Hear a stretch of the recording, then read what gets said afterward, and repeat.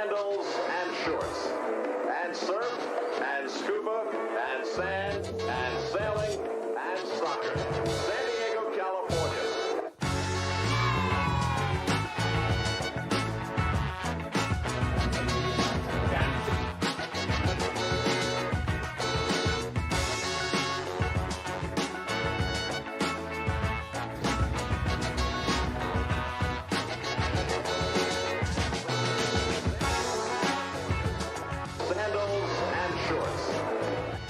And welcome to Two Balls and a Mic, episode 233 episodes consecutively in a row in the beautiful southern San Diego garage. My name is Tony Sanchez, along with Alejandro El Chiva Villaseñor. We're going to go ahead and get down to it with some San Diego soccer sports talk. That's redundantly redundant. Soccer and sport are the genus, phylum. You have no idea what I'm talking about. Season's greetings to who's welcome, who is here today on a Monday. We're going to go ahead and get this started with the local soccer.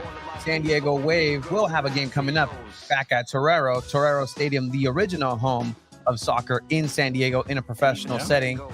Unless you count that one game from 1904 in the Qualcomm Stadium for a couple months. Season. It counts. It counts. But we're going to go ahead and preview that as well as some of the internationals from San Diego Wave making their appearance in their friendlies, making their way over to the Olympics. Get to break down this interesting format with Abe Cepeda, with the summer tournament that Wave will be involved in, and rumors, confirmations, perhaps a French international making her way to San Diego. Parlez-vous français, omble du fromage, je ne sais pas. Yeah. We're going to get into that. It's going to take a international spot to make that move. So we'll see who's going to come out. We're also going to go ahead and touch a little bit on SDFC. Duran Farig is going international. Duran Watch is now international as well. We're going to go ahead and get into that, as well as the announcement of Las Visorías SDFC. If you are of age to try out for SDFC, go ahead and do it. You can do it. It's going to be maybe free. We'll see. In El Romero Manso Tijuana here in San Diego at Polo Fields. Get into all that great discussion. Goals, gaps, and greats. We have a spectacular edition of that with some incredible stuff. We're also going to go ahead and lead that into a guest that we're going to go ahead and bring in for the first time in person. I want to say First time in person. We're looking at second time because maybe he was over there. I don't even know. They see this person and my family is quivering because of lack of sleep they're going to get because of the 6-hour pot. No, I'm kidding. It's not going to be 6 hours. Those are yes. We've had that makes three. That makes three. A gentleman who probably like to have a good evening stroll about their neighborhoods. Neighborhood being in the Midwest now. I don't know how much walking and treading. Maybe some strolls in the snow. Yeah. Steck strolls. Steck strolls. Drew Steck will join us to talk about Bridge Barcata and their achievements for El Juego Bonito, goals, gaps, and greats. Season's greetings, Midori Suzuki. Esteban making an appearance as well. Season's greetings. Firefighter, Senor Trevor on fire. Playback Project, always making that. Felices Fiestas. I really enjoy that. I really, really enjoy that. Just literal translation of stuff. The first time he said it. It caught me off guard. Like, oh shit, that's how you say it. It gave me a good giggle. And it's not very difficult to do that, but at the end of the day, it's absolutely. Carl wants to talk about Hawaii. I want to talk about Hawaii. Very inside joke for a very specific podcast. I love Carl. Also member at Bridge Barcata. All right. So there's a lot of soccer locally. That wasn't played on a professional field, but correct. There was still a lot of local soccer stuff that happened, right? Correct. And we're going to go ahead and tackle that before we tackle Copa America and these credentials that were so earnestly earned through the hard work and probably could have gotten us killed yesterday. We're going to go ahead and talk to our friend and pal who worked with Fox Sports, Andres Jaime, who was out there. He actually did commentary with us for the San Diego Sockers in Spanish on a day. So we know the man, the myth, the legend. Scored a goal at the halftime game. He did score a goal and actually subbed in wearing Emo Brown's kit when Steve Garcia, who again still hasn't shown his face against me. Always flakes. I think especially now. Can you imagine now just knowing that I'm fitter? No. You're slimmer, not fitter. I'm fitter. No, your energy's down. I'm still faster than you. I've always been faster than you. Yeah, but after like 20 steps, you die. I am okay. You're lucky right? I can't run right now. Right now. Oh, sí, vato. Hey, you got bilingual listeners. Órale, 100%. We did do an episode in Spanish, just covering STFC. So we can go ahead and keep doing that. Let's do another one soon. As long as there's stuff to actually talk about. Yes. But there is interesting stuff to talk about. Saludos de la barra 18. Omar Baldovines making their appearance. El Toro Fuerte. As fuck, you are just making enemies. Let's see the race between you two. It's not much of a race. We can't right now. So, but all right. So, obviously, as we're mentioning, local stuff. There's no other person that is in the know, on the pulse, has their hands on what is really the lifeblood of soccer in San Diego, because that's what's happening right now with San Diego Wave. Our very own special correspondent, the number one journalist covering San Diego Wave, I'd say just period. We're going to bring him on in. Abe. What's up, Abe? Abe Cepeda. Hello. How are you? How you guys doing? I'm doing all right. I got really heated earlier looking at the way the NWSL Summer Cup works. I did way too much research for the trivia segment we're about to do. There's going to be a trivia segment, and I'm really scared. What ticked you off? That it's 5 groups and 4 teams advanced? Yes. That makes no sense. It absolutely does not make any sense. So out of 5 groups, Group A, B, C, D, and E. Do you have graphics for that? Do you have a link for that, Abe or Chiba? Let's just put a picture in the document. Yeah, let's go ahead and do that just again because, as we mentioned, Torero Stadium will be hosting San Diego Wave once again, as they did in their inaugural season for a couple of weeks, a couple of matches there, because then they moved over into Snapdragon Stadium. And then let's see if I can do this without the sound. It's going to sound. Ready? 3, 2, 1, click, click. And I mean, Torero Stadium has been special for soccer in San Diego for a plethora of reasons. Not how you pronounce that, but I'm going to take it anyways. And that's and that's definitely, a sacred grounds for soccer in San Diego. We got our start there with San Diego Loyal. We were just talking about how we're going to discuss with the players that encounter the hill, that the players have to go down and up and down and up again. Kind of miss that hill. I do not miss that hill at Torero Stadium. I mean, it's honestly, this game is going to be kind of like a little emotional, right? It's going to be pretty fun to finally be back at Torero for another pro soccer game. Tony, you're not going to get to be in that game. You said the hill's too much and you just don't want to do it again. I mean, that's all fair game. Abe will both be there for that game. If the hills have eyes, Tony has thighs, and they're going to burn if I keep going up and down. And that was actually pretty good. That was really good. That was incredibly well done by myself. Tap myself on the head. But again, we cover soccer here in San Diego. That's the primordial reason we're going to go ahead and stick to this.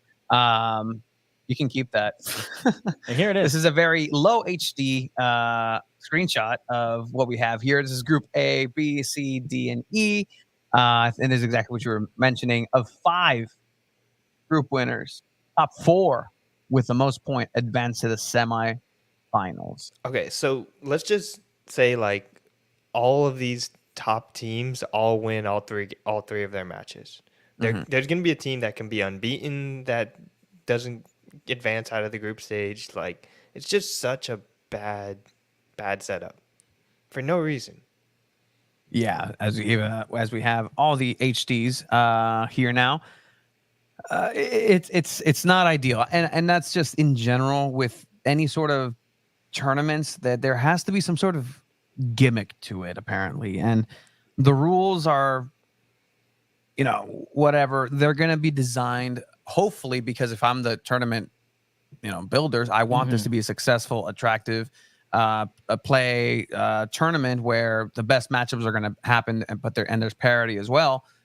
But how good would it be if the top teams end up making it, right? Yeah. And so it's a roundabout way to kind of going about this Right. with the construction of that, Chiba. I mean, ideally here, right? The way everybody's playing right now, the Liga MX family just started, but based off how they played last season, who are your ideal teams that would be going through, right? I mean, you look at Group A, and you have Portland, Seattle, Utah, Club Tijuana. Out of those, the strongest teams are Portland and Club Tijuana. Seattle's not really playing too well. Utah's not very good. And Club Tijuana, I mean, they tend to put up fights. Group B, you have Angel City, Wave, Bay FC, and Club America. The strongest team there is Club America. Yeah. They're the defending champions in Mexico. San Diego Wave is, I mean, as we all know, terrible Wave FC right now. Bay FC, not too good either. And Angel City kind of like can hold their own, but haven't had the great season or great couple years. Group C, yeah, Kansas City, who is probably one of the best teams in the NWSL right now. Houston Dash, Tigres, and Pachuca. Tigres and Pachuca, both great teams. Tigres probably one of the best teams in this tournament overall. Honestly, I think that's the group of death for me. It is That for is sure. hard. Because And Houston's not bad right now either. They're not bad, but I think Pachuca still. I think Houston, out of the 4 teams, Houston is probably the worst team in that group. I'm excited to see a Kansas City Tigres game. That's going to be very exciting to watch. And then Group D, you have Gotham, Washington Spirit, Chicago Red Stars, and Chivas. Chivas, who, I mean, believe it or not, they're not that bad in the women's side. Gotham, who have a talented roster. Washington Spirit, who's also playing good, and Chicago, who's also playing pretty good. So this is going to be very interesting. Group B, you have Orlando, North Carolina, Racing Louisville, and then Rayadas, who we all know, Berkey takes the lead there. So it's going to be exciting to get to see her play against some NWSL teams, a league that pretty much shut her out. Yeah, no, and that's just the reality of things. That's the sad aspect of NWSL, where they're promoting the game in and out of the pitch, and then you have moves where you're sticking your nose up and saying, we're too good for a player like yourself or whoever the player is, and just look down on Liga MX. This is a great step in moving that forward. I'll go ahead and give that 100%. This is a step, but there's still that just underlying just grossness that it's like, oh, what's Liga MX team? Literally, the story last year that we kind of caught fire for your question, Chiva, was Mia Official. I asked Twyla, who was interim head coach, hey, like Mia Official was playing at this level for a while with Tigres. What took so long for her to get called up? And then got interrupted by the communications guy saying, hey, like, just to clarify, she wasn't playing at this level. She's playing in Tigres. This is the U.S. women's national team. So fast forward 2 weeks. I mean, after, and she's killing in the Premier League, 100%. like in Chelsea. And then Mexico beats USA in the Women's Gold Cup, and they provided a pretty tough challenge for them this past weekend too. Yeah, they did. Yeah, Sure did. Absolutely. And so, I mean, there's much more parity than we believe, but I do like the aspect of having these teams challenge each other. The last time San Diego Wave was involved in such a game was actually against Xolos Femenil, and this was behind closed doors where nobody got to see anything. And from what we understood, it was a pretty good matchup. It was a pretty good scrimmage, but it would have been really cool to see at least some sort of behind the scenes something for the region, for the aspect, for la cultura, for la raza. But anyways, that's something that is in the past. But moving forward, the simple fix, just to real quick say it, it's 10 teams from the NWSL, 6 teams from Liga MX Femenil. Like, it could have just been that easy. You don't need Utah and Seattle and probably Bay FC or even the Wave at this point. That's who's the worst team that's playing right now. You could put them in their own relegation group, I guess, and then have the other teams fight it out for this top 4 spot. And I get it, right? I get why these teams too, right? Utah Royals, they're coming in as a expansion team. Same thing with Bay FC. Interesting projects. Bay FC having some internationals that are coming in that are going to make their mark on the league, and we've seen flashes of that. But overall, like as you're mentioning, like a top team, Utah, no. Wave supposed to be no. So that's a give and take there, but overall, it's going to be a cool little wait and see aspect, and see maybe Utah surprises. And you know what? They're not built for the league. They're just built for a tournament style, and that's a reality of things, right? Like there's managers who are tournament managers. There are teams who are built to play in certain tournaments and certain styles, and they just win. We just saw it in the international stage with the Euros, right? England made it all the way to the final. Compare that to the unbeaten streak that Spain had, and you're looking at two different teams with two different stories, but eventually they made it to the same place in the championship, and that's just a story in soccer for the most part, where it's unpredictable. It's very cool, it's very interesting, but I don't think it was very fleshed out and thought through just exactly how these teams would go ahead and play. Now, this is the same thing with like Nations League. How I feel is this is a tournament that means absolutely nothing until it's made to be something.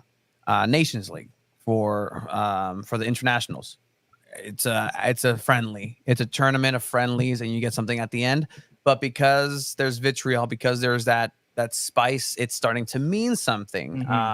Even though Mexican fans are going to say no because we haven't won it, and that's the thing where it's like, well, obviously they don't care about it. Doesn't matter until I win it.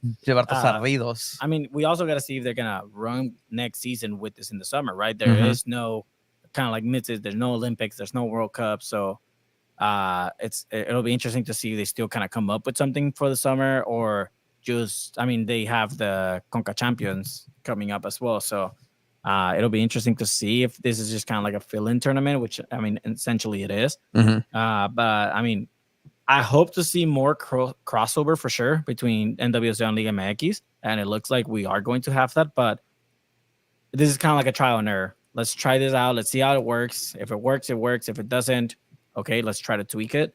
But it's going to be definitely very interesting to see. But I do agree, Abe. I don't like the layout of it. I don't like that it's 5 groups and then 4 teams advance. It kind of defeats the purpose of, okay, we can win all 3 of our games, but if we don't score enough goals like other teams, then we're still out. Yeah. So, I mean, it's going to be very interesting. We'll see. I believe it's going to be a fun tournament for sure. Yeah, like, 100%. There'll be good games, but someone's going to be mad. Someone will be upset. I do wish some of the playoffs, or at least the semifinal, would have been in San Diego. That would have been pretty cool. But I mean, I guess San Diego got all of its glory and fame last tournament already. Will this good question here by Playback Project? Will this prove to be more of a test for the NWSL or for Liga MX at the club level? That's a good question, and depends how you ask who and which team you ask. Yeah. Which team would this mean more? I think if you ask me, a Bay FC winning this entire tournament would mean the world to that team right now. If this goes to Gotham and they just blow everybody out of the water because they're playing really well, or it's a Portland Thorns that, one of those elite teams right now, then it's like, all right, well, we just risked our players, and our backup non-Olympic players did really well, right? And you can really take that how you want. The purse at the end, like the pot, can mean nothing, relatively speaking, to what they can do. None of these teams are going to be revolutionized by the wealth accumulated by winning this tournament, but it's the beginning of something. One person that's not going to be complaining about it is Casey Stoney, because she's no longer here to complain about it. Had to enjoying the Euros in her vacation, paid by San Diego Wave. And enjoy your extended Guaranteed holiday, Casey Stoney and family. But overall, I think it's going to be a summer to look forward to. There's going to be some Olympics that we're going to go ahead and do coverage on. We have some interesting just mind gymnastics happening with what we're going to go ahead and do when it comes to Olympic coverage, and just some interesting takes at the end of the day. But you good there? Yeah, I dropped my paper that has my answers and stuff. I mean, so let's dive into that, right? I think, Tony, if you're down, I know, Abe, you kind of have a little game. Hold on. Before the game. Okay. Because, maybe not next year if they go back to Torero and they do have this set up again, and for whatever reason, the squad is what it is, and then the person who is rumored to be in San Diego is playing next year at Torero Stadium or at Snapdragon Stadium in this tournament. Did you catch wind of this, Abe, over the weekend? The rumors of coming out of France that San Diego Wave is looking to add some firepower with Olympique Lyonnais femenil forward Delfiner Cascarino. Yeah, that's interesting. I think the Wave do need offensive tools. I don't know if a forward is the best option. I mean, forwards can be moved everywhere, and also when you bring in a forward, it might move one of your wingers or forwards kind of back towards the midfield. I think we saw Maria Sanchez in more of a midfield role for Mexico this past weekend, and you might be able to see that with the Wave if a player like this comes in. She would take up the last international spot that the Wave have, which I think you kind of have to do. You want to fill out all those international spots, and if you have the money to do it, just go for it. So I think it could be an interesting move. The Wave don't have a French player yet, so just go for the whole country, I guess. just go and just go for France. Like, I mean the world. I mean the whole world. That's what I should have said. You have players from like Ireland, Sweden, Canada, Australia. French player would be cool. I'm not gonna sit here and say, oh, like this player is great. I probably never seen her play, at least with Olympique Lyon, but looking at stats, I mean, if she's a forward, I hope she has more assists than goals. 134 appearances with Lyon since 2015, 20 goals. It's not a lot. It's not. I don't feel like it's something. Hopefully, it kind of changes something up in the Wave offense if this does go through. I do think it can be exciting. It's a 27-year-old striker. I'm all for it. I do wish they would have gotten a midfielder. I feel like that's something that they need the most. Depending on how, if Buckle manages to change the formation or something.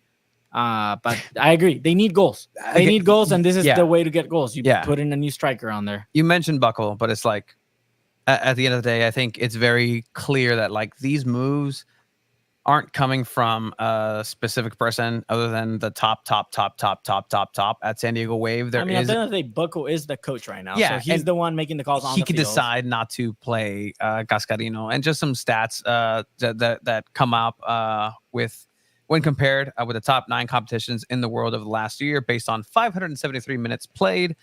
She does rank in the 89th, almost 90th percentile of progressive passes, 97th percentile on successful take-on. So you like that in a winger where she's brave, she has a skill, she has a dribbling, she has a footwork in order to take on and really take it to that defense where we've seen, and this season especially, that I've come to realize that it's still a game where the team aspect can win in any setting in the NWSL. But if you do have those those individual performances and individual players that can take on a couple of people, that's going to be a game wrecker, and that's going to be what's going to be successful on the offensive side of things. Just look at Mel B and what she's done in the last couple of games and minutes that she's been on the field, right? Like she's just coming in, taking people on, and creating chances, getting penalties that Alex Morgan misses. But you know what? We won't mention that right now. 6-9 Soccer letting us know that she's more of a right winger.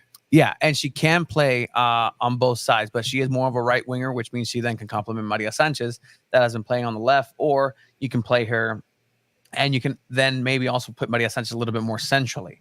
What I can say is that this is, from my sources, confirmed. That has been confirmed that Cascarino will be making her way down to San Diego, not playing just yet, but within the next couple of weeks, she will make touchdown here in San Diego and be part of San Diego Wave.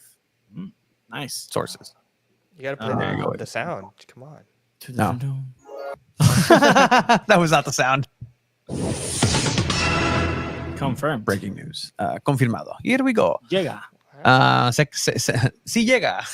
Se queda. And again, is that the answer for San Diego Wave to turn this entire season around? Probably not. You could have done this move with Casey Stoney still at the helm. Again, I'm going to keep going back to what success was yielded from the move to let Casey Stoney go at that designated point in time. Because again, if you do make the playoffs, then sure, you can go with the narrative of, wow, see what happened? Paul really turned it around, and our international global search for a head coaching talent is going to be set up for success. And I mean, it would be a good story. But again, if these players were on there, speaking of Barcenas, earned a spot as a starter based on the minutes that she has played. No, she has not- not, or not yet. not yet. I do think she'll become a star. Actually, no, she won't be available for the She won't Summer be Cup. available. But what I will say is that her match fitness isn't there for 90 minutes. And while, yeah, you can go ahead and go for the 60, 75th minute play where she's a starter, she gets that.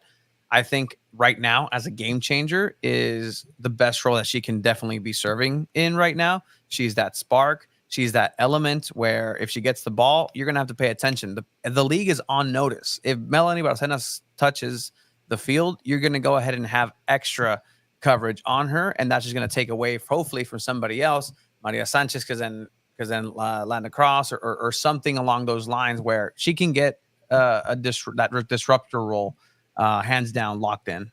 How close would you say the U.S.? Because I'm saying the U.S. just because, I mean, they're known to produce great talent, at least in soccer right now. And how close do you think the U.S. is to creating a player kind of like Lamine Yamal, right? 16 years old, barely turned 17, tearing it up in a big stage with Spain, becoming champion. How close do you think the U.S. women's national team is, or just the NWSL in general, to creating a player like that? I mean, Mel B's up there, Ascanio's up there, but how soon maybe do you think that could happen? We kind of have seen it a little bit with Olivia Moultrie. Alyssa Thompson was called up to the national team for the World Cup, but she looked really nervous out there, honestly. Jaden Shaw, I think Naku just said it in the chat, makes really good. 100%. But like a 16-year-old, I doubt it with how good the forwards and everyone on the national team is right now. I don't think there's a good idea to bring in a young player like that to kind of mess up how great the forwards have been with Trinity Rodman, Mallory Swanson, and Sophia Smith. They're great, but then they struggle in their games and they're not as dominant anymore. So there was a point where the U.S. women's national team was destroying in every game. True, but I think the level has definitely 100%, exponentially grown. 100%. But I mean, if the U.S. is not going to keep up with it, bringing those young players that are going to spark things up. Okay, Jimmy Lozano.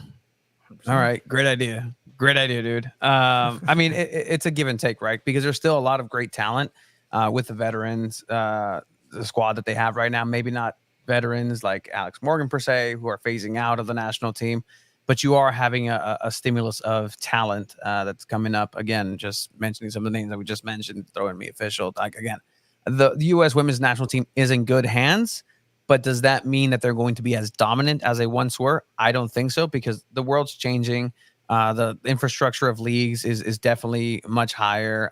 The talent is just insane. Where like the moment the individual aspect gets taken out, unless you're a mercurial player in the NWSL at least, and is when I'll be like, okay, maybe start time to get worried. But so far, it's still taking one or two players to disrupt everything that can really turn a game around. And that's just based on what we've seen in person and watching some of these international games. Is that's the reality of it right now. And there are teams that are getting it together. Spain is on the international setting. Great. You're starting to see that with Gotham and how they're playing.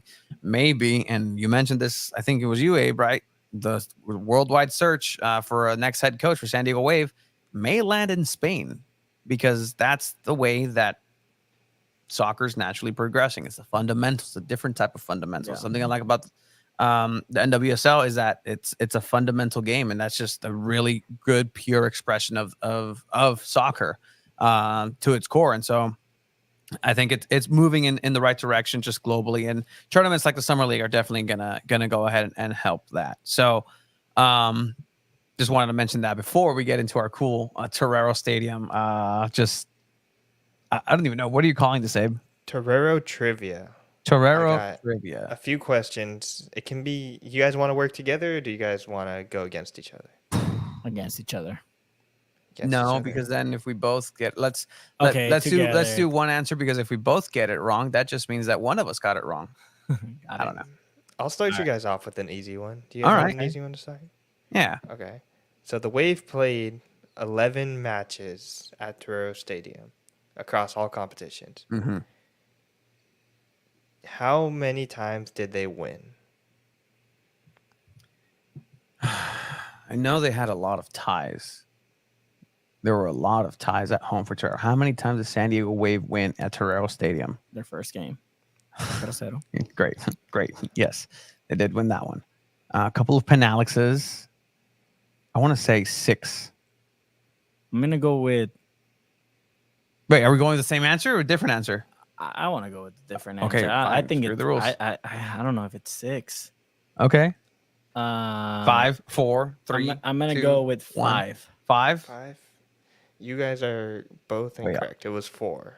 4. Damn it. 4 Okay, wins, closer. 4 draws, Yeah. and 3 losses. You know what I'm Okay. counting? I'm counting the Carly Telford penalty save to tie That was game. a win in the books. That was an win. emotional That was a win, 100%. Emotional There was another comeback I remember on there. So, all right, cool. I Next didn't one. count emotional wins. See? Sorry Okay. about that.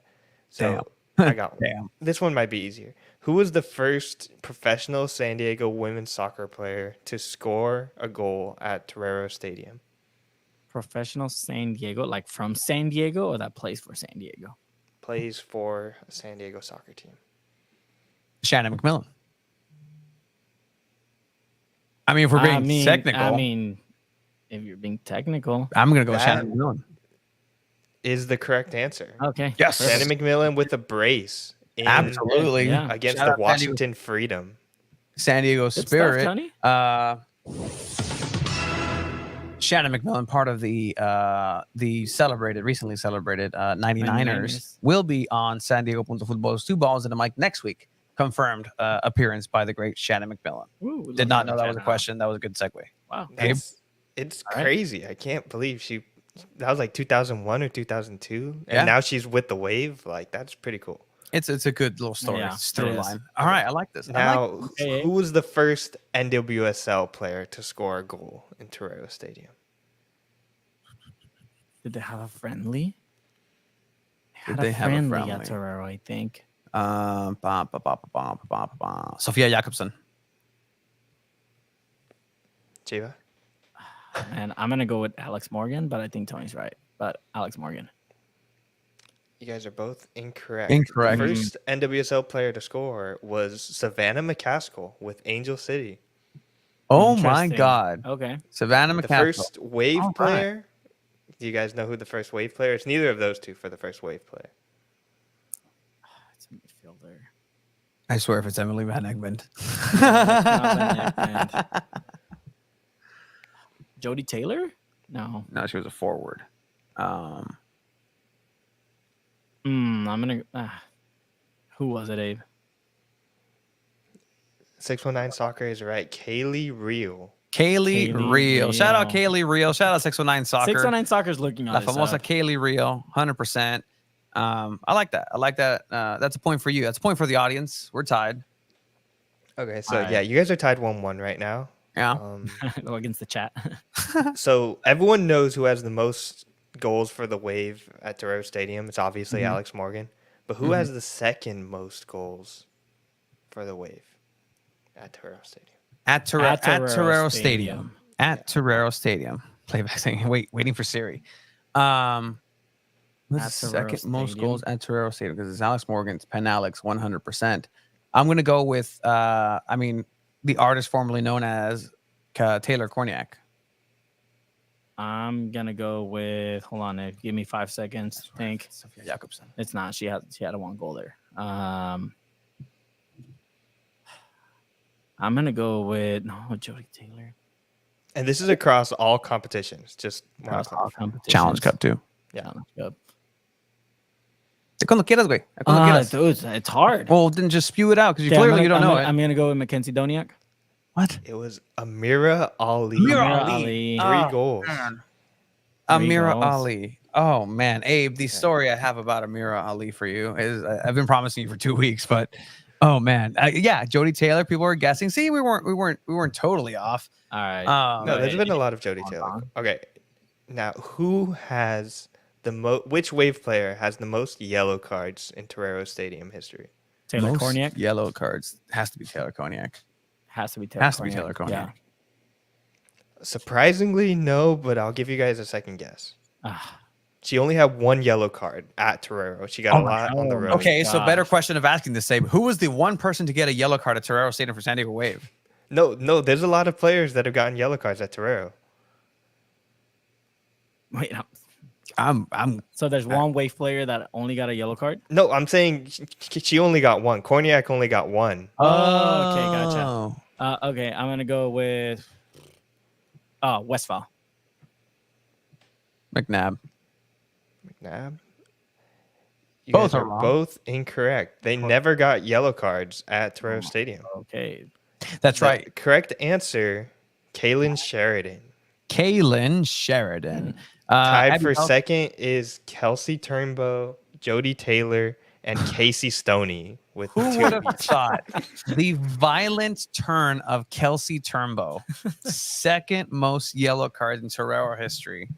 Wow. Yeah. Uh, right. Abby didn't play enough. difficult. Yeah, she didn't play enough because Abby got carted off very early on in that season. like I 20 hope minutes- she doesn't 20 see minutes ghosts into the game. Yeah, at least they didn't make her walk up the hill like they did Kyle Vassell for the San Diego Loyal. Or Wasn't no, Kyle Ebby. Vassell, Ebby It was Ebby who Yeah. tore his Yeah. ACL. They're like, walk up. walk up there. All Legend. right, Abe, you got another one? All right, Kelsey we got Turnbow. a few more. All right. Who had the most minutes played at Torero Stadium? Damn it. Which Wave player had the most minutes? Which almanac did you look this up, Abe? I had to do all of this like by hand. It was, I'm gonna I've, go with like, I'm gonna way go too with many. Westfall. Kristen Westphal, Tony. I think so too, because she's been consistent throughout. Yeah, Oh wait, minutes. Minutes, most minutes played. I'm gonna go Kaylin with, Sheridan, I'm gonna go with Kristen Westfall. They If did not, have it's a not lot of gonna be her, but I'm international gonna go with games. Westphal. red card. Chiva is correct. Ah, I Kaylin was gonna Sheridan say, had too yeah. many international games. yeah, she's Sheridan. Yeah. Esteban knows where I was going. Germa, Morgan. Okay, cool. It was I mean, Telford Westphal first, Emily Van Egmond second, Mm, and then a tie between Germa and McNabb. nice. You know my favorite part about this? This information is all written on an envelope. I think you got my I need W to two. write it. Yeah, Sheridan missed a couple with internationals and whatnot. Yeah, no, that makes sense. All right. Okay. I got one right. I think I have two more. One of them is really hard. One of Okay. them's kind of like a bonus one. Okay. Okay. This is pre-wave. In 2012, Oh, Torero Stadium hosted the College Cup, the NCAA College Cup. Stop looking it up, Tony. No, I'm no, not. Don't look this up. Stop. Put your hands up. Hands up. Everyone, both hands up. Okay. Tony. Can you name any player on either of those teams? There are familiar names. I'm gonna go 2012. Oof. Damn, dude, I was a freshman in high school. College. Current international players played Current for national These players? international players. International either- players. international, national for U.S. also for other teams. throwing out Lindsay Horan. I'm gonna I'll Throw tell you in guys there. the colleges: UNC versus Penn State. Alex Morgan? No. No, it was Crystal No. Dunn, Rocky Rodriguez. There was a few Yeah. answers there. Yeah. Player of the tournament, Kayla Ohai Watt, now married to JJ Watt, won the player of the tournament that time. Oh, that's Mm. right. Okay. Yeah. Okay. I knew that part. I didn't. I was never going to connect. I will tell you right now. It was never going to Yeah, connect. no, that one was way too hard. I didn't want Yeah, to. that was that All one's right. all right. All right. Yeah. This is Right now, I think Chivas winning 2-1. Ooh. We can go Oh, yeah, crazy well, and do who can name the most players from the first ever wave starting 11. the first Or ever we started. how about whoever got anyone that got minutes in that game? If you name those players, On the first game? yeah, their first Alex game. Morgan. Just one by one? I guess Yeah, Kaylin go. Sheridan, Abby Dahlkemper. Naomi Girma. Wait. Technically, ooh. hold on. Let me go back. I need to find the actual thing. What are you gonna tell me? Naomi Girma didn't start? Mia I don't Hamm. think she started. Or no, Germa started. Dahlkemper was subbed off. Okay, you guys are both good. Yeah. Okay. It's so you said Morgan, I said Sheridan, Jody Taylor. Westfall. Okay. McNabb. Mm-hmm. Van Egmond. Korniak. Was she a starter? Wait. I don't know if she started. Oh, come on, Abe. Come on, Abe. Come on, Abe. Van Egmond did not start, Ah, Yes. but okay. she did sub on, I think. Yeah, Damn. Van Egmond did sub on. So Korniak? Korniak was there. Cool. Okay. Cool. Sophia Jakobsson. Ooh. Sophia Jakobsen played, yes. Wow, what a team. Kelsey Turnbow. Kelsey Turnbow did play as well. Yes. Legend. Who was the left They should back? retire her number 6. Oh my god, what was her name? She was traded. Oh, what was her name? The left back. Yeah. What is her name?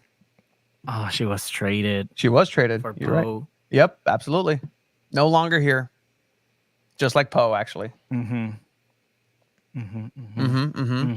I mean, time's running out. Time Abe, is running out. Abe is having 5 seconds on his hand. 5, 4. 4. Kaylee Rio. Kaylee Real also played. Saved yourself. Amira Ali. Amir Ali. Ali subbed Yeah. on for Subbed Taylor on. Korniak. Yeah. Find it. There's only a finite amount, but like What was we're her running out. name, dude. Find it, Chiva. Find it. 5. Getting 5, Oh 4, my gosh. What was 3, her name? 2, 1. I'm blanking on her name. It's blanking okay. on her name. Tony, Well, you gotta give us one to end Oh, it. It's like I gotta give you knockout one? rules. It's like Oh, yeah. knockout rules. Okay. That was gonna be the player formerly. No. No, I already mentioned her. I thought I had it in the bag, but I don't. It was no. Relax. You got more time. Oh my gosh. Oh my gosh. what was 5, 4, 3, 2. Nope. Don't have it. Just buzz me Don't have out. it. Just buzz me out. The few answers you could have gotten were Tegan McGrady. That's the left back Brady, you're there thinking you about. go. Yeah. I wasn't going for it. Tegan McGrady, Katie Johnson, Katie Yes. Johnson. I was gonna. Katie Johnson. Yes. Belle Breedy subbed on for Kelsey Belle Brady, there you Turnbow. go. Legends of the game. Yes. I hope And- they get honored at halftime. I like that question. That was a good one. great That was question. a good Abe.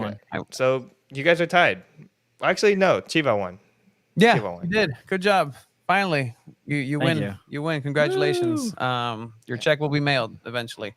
I like this. We'll do more of this, and I'll have some background music too. Yeah, we need some like trivia music to put the pressure on. Yeah, we're just gonna loop whatever we just did with our mouths. And Okay, just, I'll shorten feedback. it next time, but that's all I got. Oh my for you God, those guys. were No, that was great. Thank you, Abe, Those for were- coming up with that. Those are very interesting. All right. San Diego Wave. Anything else with San Diego Wave? We have a great game coming up. I know Yeah. the Sirens who, before we do move on, I do want to give them their flowers and definitely give them props for everything that they've been going through. Just for the last couple of weeks, they've been going through it. It hasn't been a very easy time to be a supporter group for the San Diego Wave in these last couple of days, but I think they've honestly conducted themselves incredibly well. So just kudos to leadership out there. Kudos to everybody who is doing the right thing and just speaking out their truths and just making sure that at the end of the game, it's a game, but everybody should be able to feel respected and it should feel the love through that. So I think the Sirens are doing an absolutely wonderful job in keeping to that. Hasn't been an easy time. And for the statements that they've made, take note, SDFC people, like supporter groups and just in general, like that was a good way to do that. I know there's been controversial topics here in soccer in San Diego before that really tested uncharted waters, which this is some of that. But at the end of the day, we're here to cover soccer and the game, but I just want to give those kudos to the Sirens. There isn't a call to Sirens this week. We're going to go ahead and take a week sabbatical, week off in order to bring it back next week. And, just maybe Mary put that together with Shannon and just blend that in. We'll talk about that, but definitely a good old time coming in. Bonus, name all the sides and entrees for flavor of East Africa. Got it. You got the coconut rice. You got the saffron rice. You got samosas. You got samosas. You have two different kinds of samosas. Mhm. You have the collard greens. Why am I going for sides first? Then you have the jerk chicken, and then you have the yellow curry. Yeah. And you also have the spread of That is where beverages. Tony spent his $15 vouchers every time. Absolutely. And that was it. So Because so, they would accept the $15 voucher for the $17 plate. They were so cool. They were so cool. about They're that. like, yeah, we'll take it. We got you, dude. Collard greens and chickpeas. Yep. I mean, that's the life. Hopefully they're gonna go ahead and be there. Talk to the big squeeze. Get your lemonade. Oh, man, I hope so. I hope so. Just memories Yeah. coming back for Not that you can have stadium. any of that right now, but No, I cannot. I can. You want to know something? That's. I mean, I could say it here, not which is really, fine. but- So last week there was a coworker who was like, "Oh, I make these enchiladas with like breakfast enchiladas with huevo con chorizo, and it's really good." And she was kind of telling me, "Oh, that sounds great." And then like in passing, she's like, "Oh," and it wasn't just me one-on-one conversation, it was with a group, and she's like, "Oh, like I'll make some and bring them next week." And like I didn't hear that. Shows up today, and she looks at me, she's like, "I brought the enchiladas for you guys, and like for you, like because she was telling me about it," and I'm like. Got it. And so, oh man, did you explain? You did not. You ate it? No, he It's did okay. not. You saved I it. did not eat it. You gave it to someone. I did hope not give it to You somebody. threw it away. You're such a terrible Oh, person. That's you the do that worst all the thing you time. could have done. You'll grab snacks and throw them in the trash can out of being so petty because he can't have it. Oh my god. I Pisses me off. I pay my taxes. Get out of here. I pay my He'll taxes. go grab a bag of That's the chips, most political opens this it, show's and gonna dumps get it in the today. trash in front of me. Yeah, because so you can't have them. But after that, 5 minutes later, I because I did the exercise because I needed to be the first one to get to them. It was over in the kitchen area. I got a little boat. I got some. Put them on the little boat. Put them on the side. Messed up the little spoon and boat a little bit. Just they were disposed of. In a separate suck. receptacle from where the boat was that was clearly on top of everything because like look and my hands had a little bit of the sauce and so I wiped it off as I'm walking into the main area and everybody's sitting down and I had to get in front of it so I'm like wow that was really good. You're terrible. You suck. This guy. That's the All right. worst. All right. There's no reason for that. There's no reason, but we do have a guest waiting. Over. Absolutely. We're gonna go ahead and switch gears because again, this is Bye. San Diego Punto Football. We Bye-bye. talk about everything that we have here. Abe is gonna be put away here in a bit. He's gonna go ahead and go bye-bye. There he goes. Season's greetings to Abe wherever he is. But definitely an international show at times. As you see displayed is the ticket to the World Cup, which is essentially the goal for this podcast and always has been since day one to go to the 2026 World Cup with media credentials, the Copa America credentials being displayed with our names underneath. It says journalists. You can't take that away. Comnebol said it, but again, now with Comnebol saying is very interesting at times. But with that, we're going to go ahead and move it into this Copa America segment that we have a great guest that we'll bring on here in a second. He did some commentary with us for the San Diego Sockers. He scored the game-winning goal with the halftime media game. Yeah. with the halftime media game with Emo Brown's jersey on and Jordan's on. Like that's the most impressive part. I think with the Jordans on, last second came in, absolutely tore it up. Gave you and handed you your second L in Yeah, he did. Pachanga Arena. Let's remind the people you've never beat me at Pachanga Arena, nor even scored. You never will beat me at Pachanga Arena. We're gonna go ahead and bring on the front wave is my arena. Okay. Okay. That's my redemption. That's mine. Just a hat. I mean, it'd be crazy if you score a hat trick. Oh. What if I just say I'm just gonna retire from the goal? I'm just gonna play outside. I got the stamp. I don't have the stamp. No, That's you been don't. proved, You and we're gonna don't. talk about that with Bridgewater Carter. But bring it on right now. We have made a lot of friends, and this individual is no different. We're gonna go ahead and bring on doing work with Fox Sports for Copa America, Andres Jaime Mendez. Señor Andres, how are you doing? What's going on, guys? Thanks for having me on. It's some great discussion you had before me. Hopefully I can match those levels. No, I mean, you are ready. You are prepared. Let me tell you one thing I love is the that little trophies right there. those little trophies that you have in front of you are priceless. Those are the Gotta things that save make 'em. me happy. Like little things. You see the non-rights holders poster underneath. You see the reserve. Then there's the Bienvenidos Mexico Venezuela press conference. Like those little things make this all worth it. You gotta save them. I mean, there's no way around it. Like, especially like you have no idea how many of these cards were in existence at the Fox Studio lot here in LA. You can't understand. When I saw the amount, I was just beyond shocked. I mean, having one for myself, gotta do it. Gotta do it. 100%. Absolutely. And so, you're here in LA on the West Coast doing coverage and helping with coverage with the Copa America and Euros for Fox Sports. So, could you just give us some background as far as, how you got involved with Fox Sports, some of your background in the sports broadcasting world is, and just kind of how you experienced this tournament? Yeah. So I mean, I think funny you guys talked about, the journey to getting credentials, because I think that's obviously been my big dream leading up to 2026, which will also be the year I graduate from college. So it'll be right after. So just kind of that segue is kind of been building up to that point with everything I've done. And so Fox actually started with MASL when I was working with Utica City. I got introduced. Ryan Sigich actually introduced me to JP Della Camera.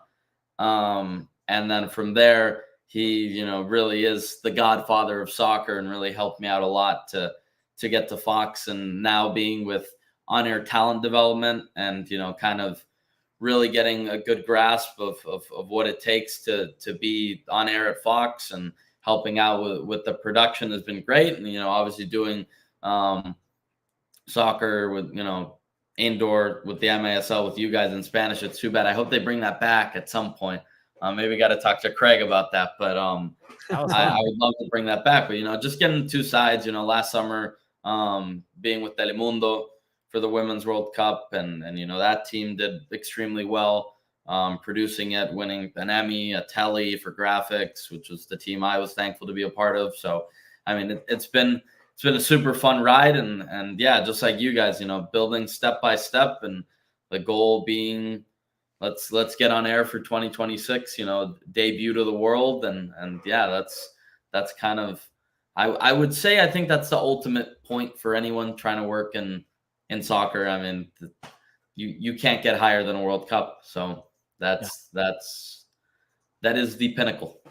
And what a 100%. way to get it kicked off, right? With the Euro and Copa America coverage. I know. Yeah, that's kind of what I wanted to ask. Yeah. Like, what was the difference for you? I mean, two sites, right? You have the Euros in the morning, and then you have the Copa America in the afternoon. What was the difference? What did you like more covering when it came to just in general both of the tournaments?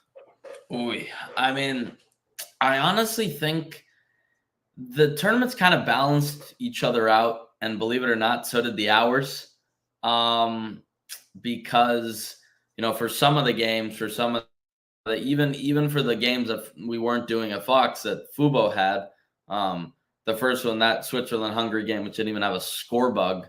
Nobody knew what the score was if you were just tuning in. It was sorry, Fubo, but that was a disaster, and I mean they know it. But just from the hours perspective, I mean, I think Copa was a little better just being in the afternoon, but there were, I think, really good games in both, really bad games in both. I mean, there were some, I think for a lot of people, a Colombia-Panama quarterfinal that was a 5-0, obviously Panama fans didn't enjoy that. But even for Colombia, it's just after a while, it's like, okay, it doesn't really make a difference, especially in a knockout game when you're not playing for goal difference. But there were some games in the Euro too that I thought, were supposed to be better and weren't. A Belgium-France, for example. Any France game. Any Belgian game. Oh my goodness! I mean, even I guess Portugal-Slovenia wasn't supposed to be, crazy game, but But then you have surprise teams like Georgia. Exactly. Fun That time. was So that's fun to watch. and I think Spain. I was glad that Spain ended up in the final because you look at all the games that Spain played, and that semifinal with France was the only game where it was really like, oh wow, you can kind of start to see France come out of their shell a little bit and actually start to play, seeming like they want to score. And it was kind of the same thing with Argentina. I think that first game against Ecuador, which I kind of watched on and off because I was at the Rose Bowl watching El Tráfico, but I think that was very exciting because Ecuador gave Argentina a run for their money, especially with no extra time. They went for it. Toda la carne al asador, as we say. Mhm. And there were some fun games in there. I mean, I think even like you look at the difference between the two competitions. Like you didn't have a lot of the Uruguay Brazil games where it was just a complete South American dogfight, complete war of a game. You didn't really see that in the Euros, but at the same time, there were certain games that it was just so tactical and going around unnecessarily, like teams not wanting to go at it, kind of trying to feel each other out, figure out each other's strategies. So I think thankfully, Fox picked up the Euro and invested a ton into it. Yeah, there we go. That's exactly right. Can't really sum it up much better than that. I mean, even with the final, I mean, outside the gates, unfortunately, with what happened, but I mean, it's just a fight on and off the game, So I think it was good. Hopefully, viewers, got their pick of, do you want to wake up early and watch a certain type of game? Do you want to wait later and kind of watch, the all-out slide tackles, fouls, cards flying, drama? Yeah, the violence. I mean, yeah, it's one of those where if you're working, you're like, all right, let's put on the Euros on the computer while working, and then you go home and you turn on the TV, and now you get to watch Copa America, right? So, I mean, Tony, I don't know, which one did you enjoy the most?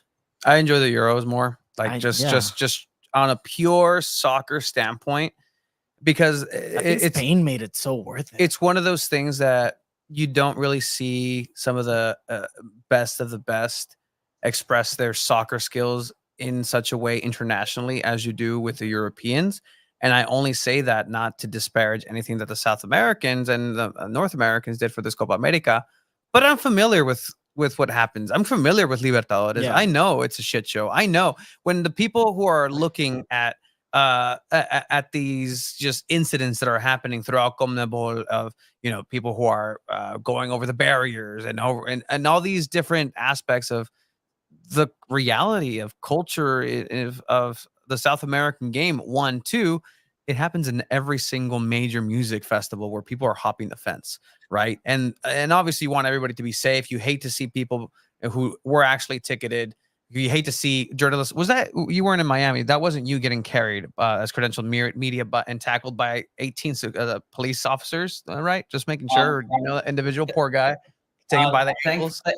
Thankfully not. I was safe and sound in the Fox Soccer Palace, watching it very, very calmly, watching the chaos unfold. But no, thankfully I was not that. Actually, I mean, I knew it was going to be a party, but sometimes parties can get a little bit out of control, and expensive parties like that final was, sometimes leads $100 for the cheapest ticket. That's insane. It's funny because I was watching the game with my dad, and my dad mentions like, you're right, it's funny. It's like Colombian fans is mainly them jumping. Like Mexican fans wouldn't do that. And I said, yeah, because we don't get to the finals. Great point.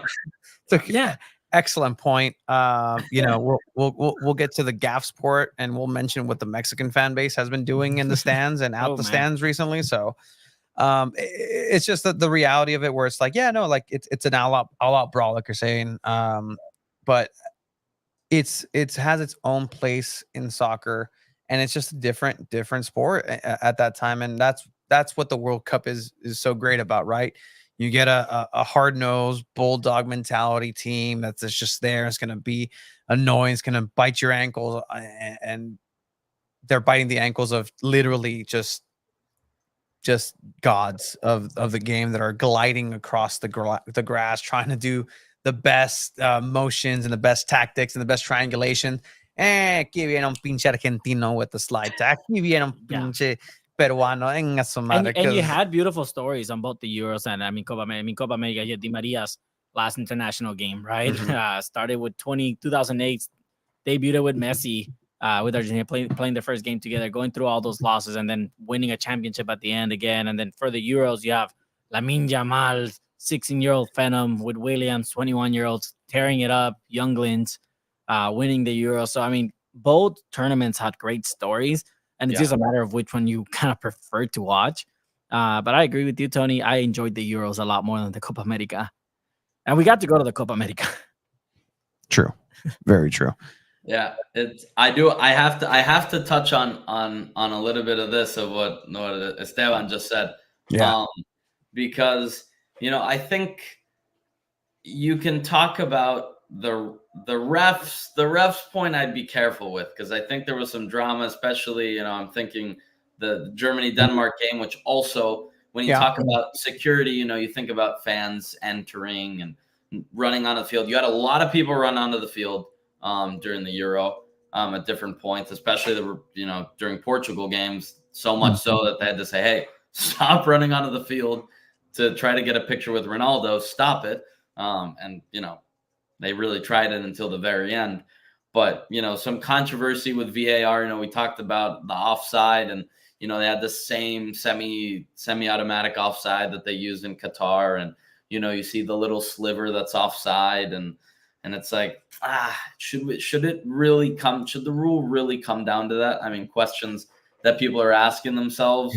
And then obviously, how does that go with the timing of the ball coming off the foot of the player? And just very difficult to time up when you're talking about those fine margins versus, you're getting these horrible camera angles. I think this was probably the most criticized game of all of our coverage, which was US-Uruguay, because CONMEBOL gave the world feed that was all the way up here in the nosebleeds. And it was the most important game for the US that everybody was tuning into, and you're watching it from row Z. And it was, certain things like that where you look at, well, that offside there, you're looking at a terrible camera angle. You can't really see, down the line. It's difficult, but at the same time, I think a lot of the what's going on is not talked about enough when we talk about the NFL, for example, because those are the same fields they use for NFL, and it's the same sort of strategy that we did not hear. And I think it's just because of how global football is. We don't hear about the criticism that there was a couple years back when the Super Bowl was in Glendale, Arizona, that it was the same technology being used, and players had to change their cleats, but that same publicity wasn't really out there.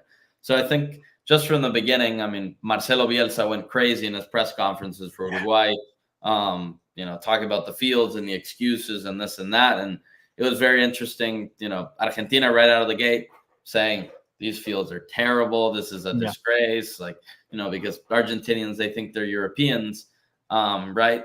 So they kind of think they deserve the Euro field. I mean, Lionel Scaloni went as far to say that European teams should play in Copa America, and it's like, I think we need to tell them what that competition is called, because it has a different name than Copa America. But overall, I think you had the roof leaks at formerly Signal Iduna Park in Dortmund, or just the water even for the semifinal was pouring down, kind of like we saw at Old Trafford. So I think just like Chiva said, there were a lot of storylines. There was also a lot of drama in both tournaments. But I think overall, it just added to the experience. Again, thankful that Fox was able to have both of them, and you kind of get your choice. But I think it had a little bit for everybody, and just a little bit of everything, from off the field drama to on the field to controversial moments, VAR decisions. And I think that's modern football. That's just how it's been and how it's kind of continuing to trend. And here's the thing, right? Germany hosts the Euros, but they don't have to worry about having the World Cup in 2 years. The US does. Yeah. So they have to figure something out, because what happened in the Copa America was just unacceptable. And to have the world's biggest stage, mainly in the US in 2 years, you kind of have to step it up a bit. they're gonna have to figure something out, and if it's really, do what do what the MLS teams that are starting, send individuals here to go take whatever you think Europeans do better and bring it here and just say, hey, we're trying to copy it. And I don't know what the solution is, but time is ticking. And I don't think we have the let's say labor that Qatar has to really erect any sort of stadiums in that sort of timeline. It is what it is. This is going to be the World Cup here in 2 years. So I don't want to disparage FIFA too much yet.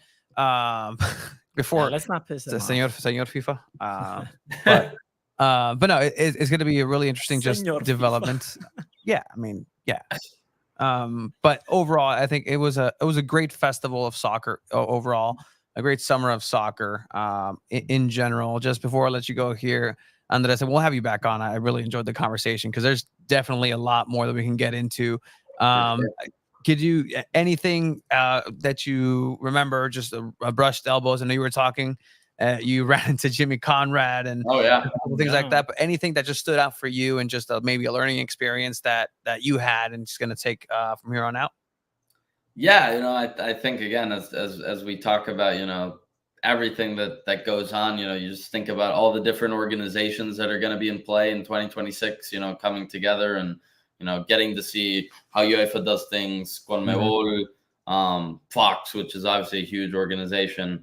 And then, just getting to see all these incredible players, getting to, talk to Giorgio Chiellini and Peter Schmeichel and, poor Alexi Lalas gets a lot of hate on Twitter, but just getting to hear, what he has to say and everything, and getting to see Jimmy. He said he owes you guys an email, so hopefully he gets back to you guys. He's good about that. You're good. But he's a busy guy. He's awesome. And just, I think the overall growth of seeing just all the opportunities, we have, you guys talked about your Olympic coverage. I'll be in Paris kind of doing my own coverage that I'm changing from what I did in Qatar. And there's just so much opportunity and there's so many different platforms, and you see it within Fox of the traditional TV show, this and that. And you also see it in terms of the digital show with Jimmy and Melissa Ortiz and Wes Morgan and other people, hopping in on that.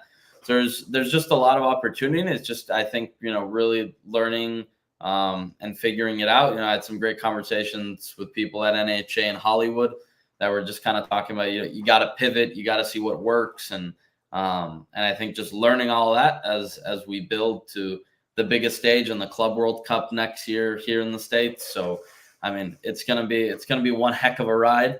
I'm very excited for it, and I know you guys are, but I think it's just about taking it all in, just enjoying the moment, listening, hearing stories, and that's what it's all about. Absolutely. And you mentioned you're going to be in Paris. So, I mean, I think we may need a correspondent for Paris, and let's connect. Let's connect if that means, 'cause whole different, time difference, but we'll connect to see what we can do there. But where can people find you, Andres? Because definitely people need to go ahead and check you out. And we'll get to a little bit more of this Euro Copa America just discussion here in our next segment as well. But where can people find you and catch all your great content and follow your journey as well? Yeah. So I think Instagram's kind of my I guess platform I use the most. That is indeed my personal username on Instagram, and then we launched El Maestro Media as well on Instagram. So at El Maestro Media, and that'll be all the Paris coverage from the ground, and everything just expanding beyond football. I talked a little bit about Alex Morgan's missing out on the roster that you guys obviously were in on and talked about, and then Diego Luna as well missing out on the men's side, which is so that's the page right there, El Maestro Media.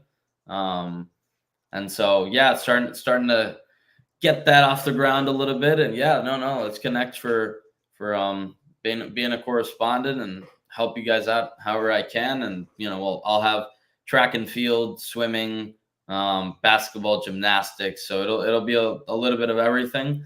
And I will get a women's soccer quarterfinal. So that'll be really, really cool to see. And just like you said, these little trinkets, they represent what are some incredible experiences. So just can't wait for that. These next coming weeks. Yeah. Yeah. Lots of miles to travel. Make sure you stay safe at all times. We're definitely going to be following you and your journey. And like I said, we're going to bring you back. I love a conversation with somebody who's as passionate and Definitely top the Abe's conversation. Yep. Just kidding, Abe. Just kidding, Abe. No, but it's definitely a pleasure to have you back. And again, we'll talk to the Sockers. They have San Diego Let's do Clippers one more money in now. Spanish. Yeah, 100%. Let's go ahead and do that. Andres, thank you for your time. Thank you for having me. 100%. Check him out. Check out his page. We're going to go ahead and put you away. Follow him and Maestro Media for Olympic coverage as well. Making it done. Disrupting the sports media world, I'd say. And so keep at it, Caro. Yeah. Thank you, guys. Have a good rest of your night. We'll keep tuning in. Yes, Have a good one, man. Appreciate it. What a guy. Another individual that we've met through this crazy journey. It's dope and seeing it's people so cool. also in their own journey and growing, right, and seeing where they're going. Shout out Francisco, who was who was over at in the Miami. final. The local person, one of the San Diego Five. That At the the Wave only Games. 5 people that cover San Diego soccer in I depth mean, as I don't know we if we do. still want to count Johnny. He's been out a couple. Everything games. San Diego is turning into sometimes San Diego. Shots for Johnny, unnecessary shots. Man does the best work. Oh man, He was abroad and doing literally the Lord's work in building families, homes, and not making videos like Mr. Beast does and putting them in precarious just Johnny would have gone viral. no. already. And the only difference is Johnny just builds these houses against these villagers' will, but they're grateful at the end. It just like holds them down. It's like, I'm gonna build you a nice house. No, Senor Johnny. Shout out Everything San Diego. Everything San Diego is a great page as well. Just again, a bunch of disruptors in the media space in general. But all right, with that, we're gonna go ahead and move into our final-ish, second to last final. Yeah. But I think I think it's a good time to bring on for another appearance after the great and powerful Andres. We're going to bring on another powerful figure.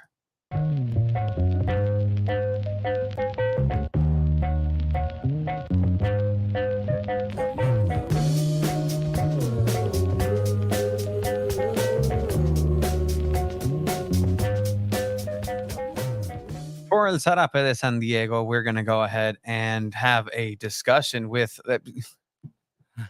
Hey, Hi. How's it going? Hi. Hey. How does it feel to be the tallest man in the South Bay right now? I thought I'd do it stand. I've been sitting over there for a while, so I thought I'd do it standing this time.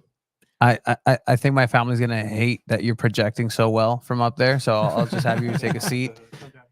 Welcome on to the pod. Let's bring it down to the Landon voice. Let's bring it down to a Landon level. Let's bring it down. Let's get some NPR what's up, voices man? up in here. Great to have you here. Hey guys, Welcome, dude. we're here to talk about my book club.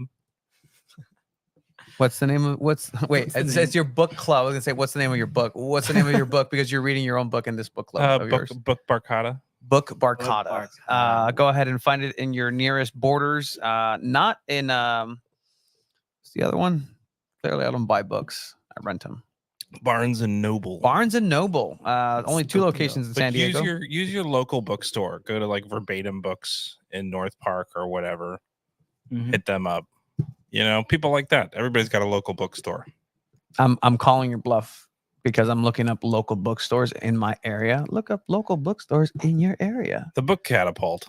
Fuck. I mean, this.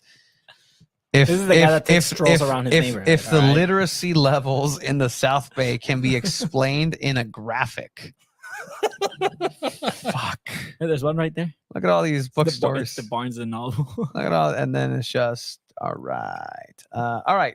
Shout out to Accelerated Reading, Local bookstores. local bookstores. But I mean, Hey, if there's a market on Third Ave there, somebody should open a local bookstore. We're just saying. yeah, I'll donate a couple books. 2 books and a mic. 2 books and a mic, where we only listen to audiobooks. Oh, I love that.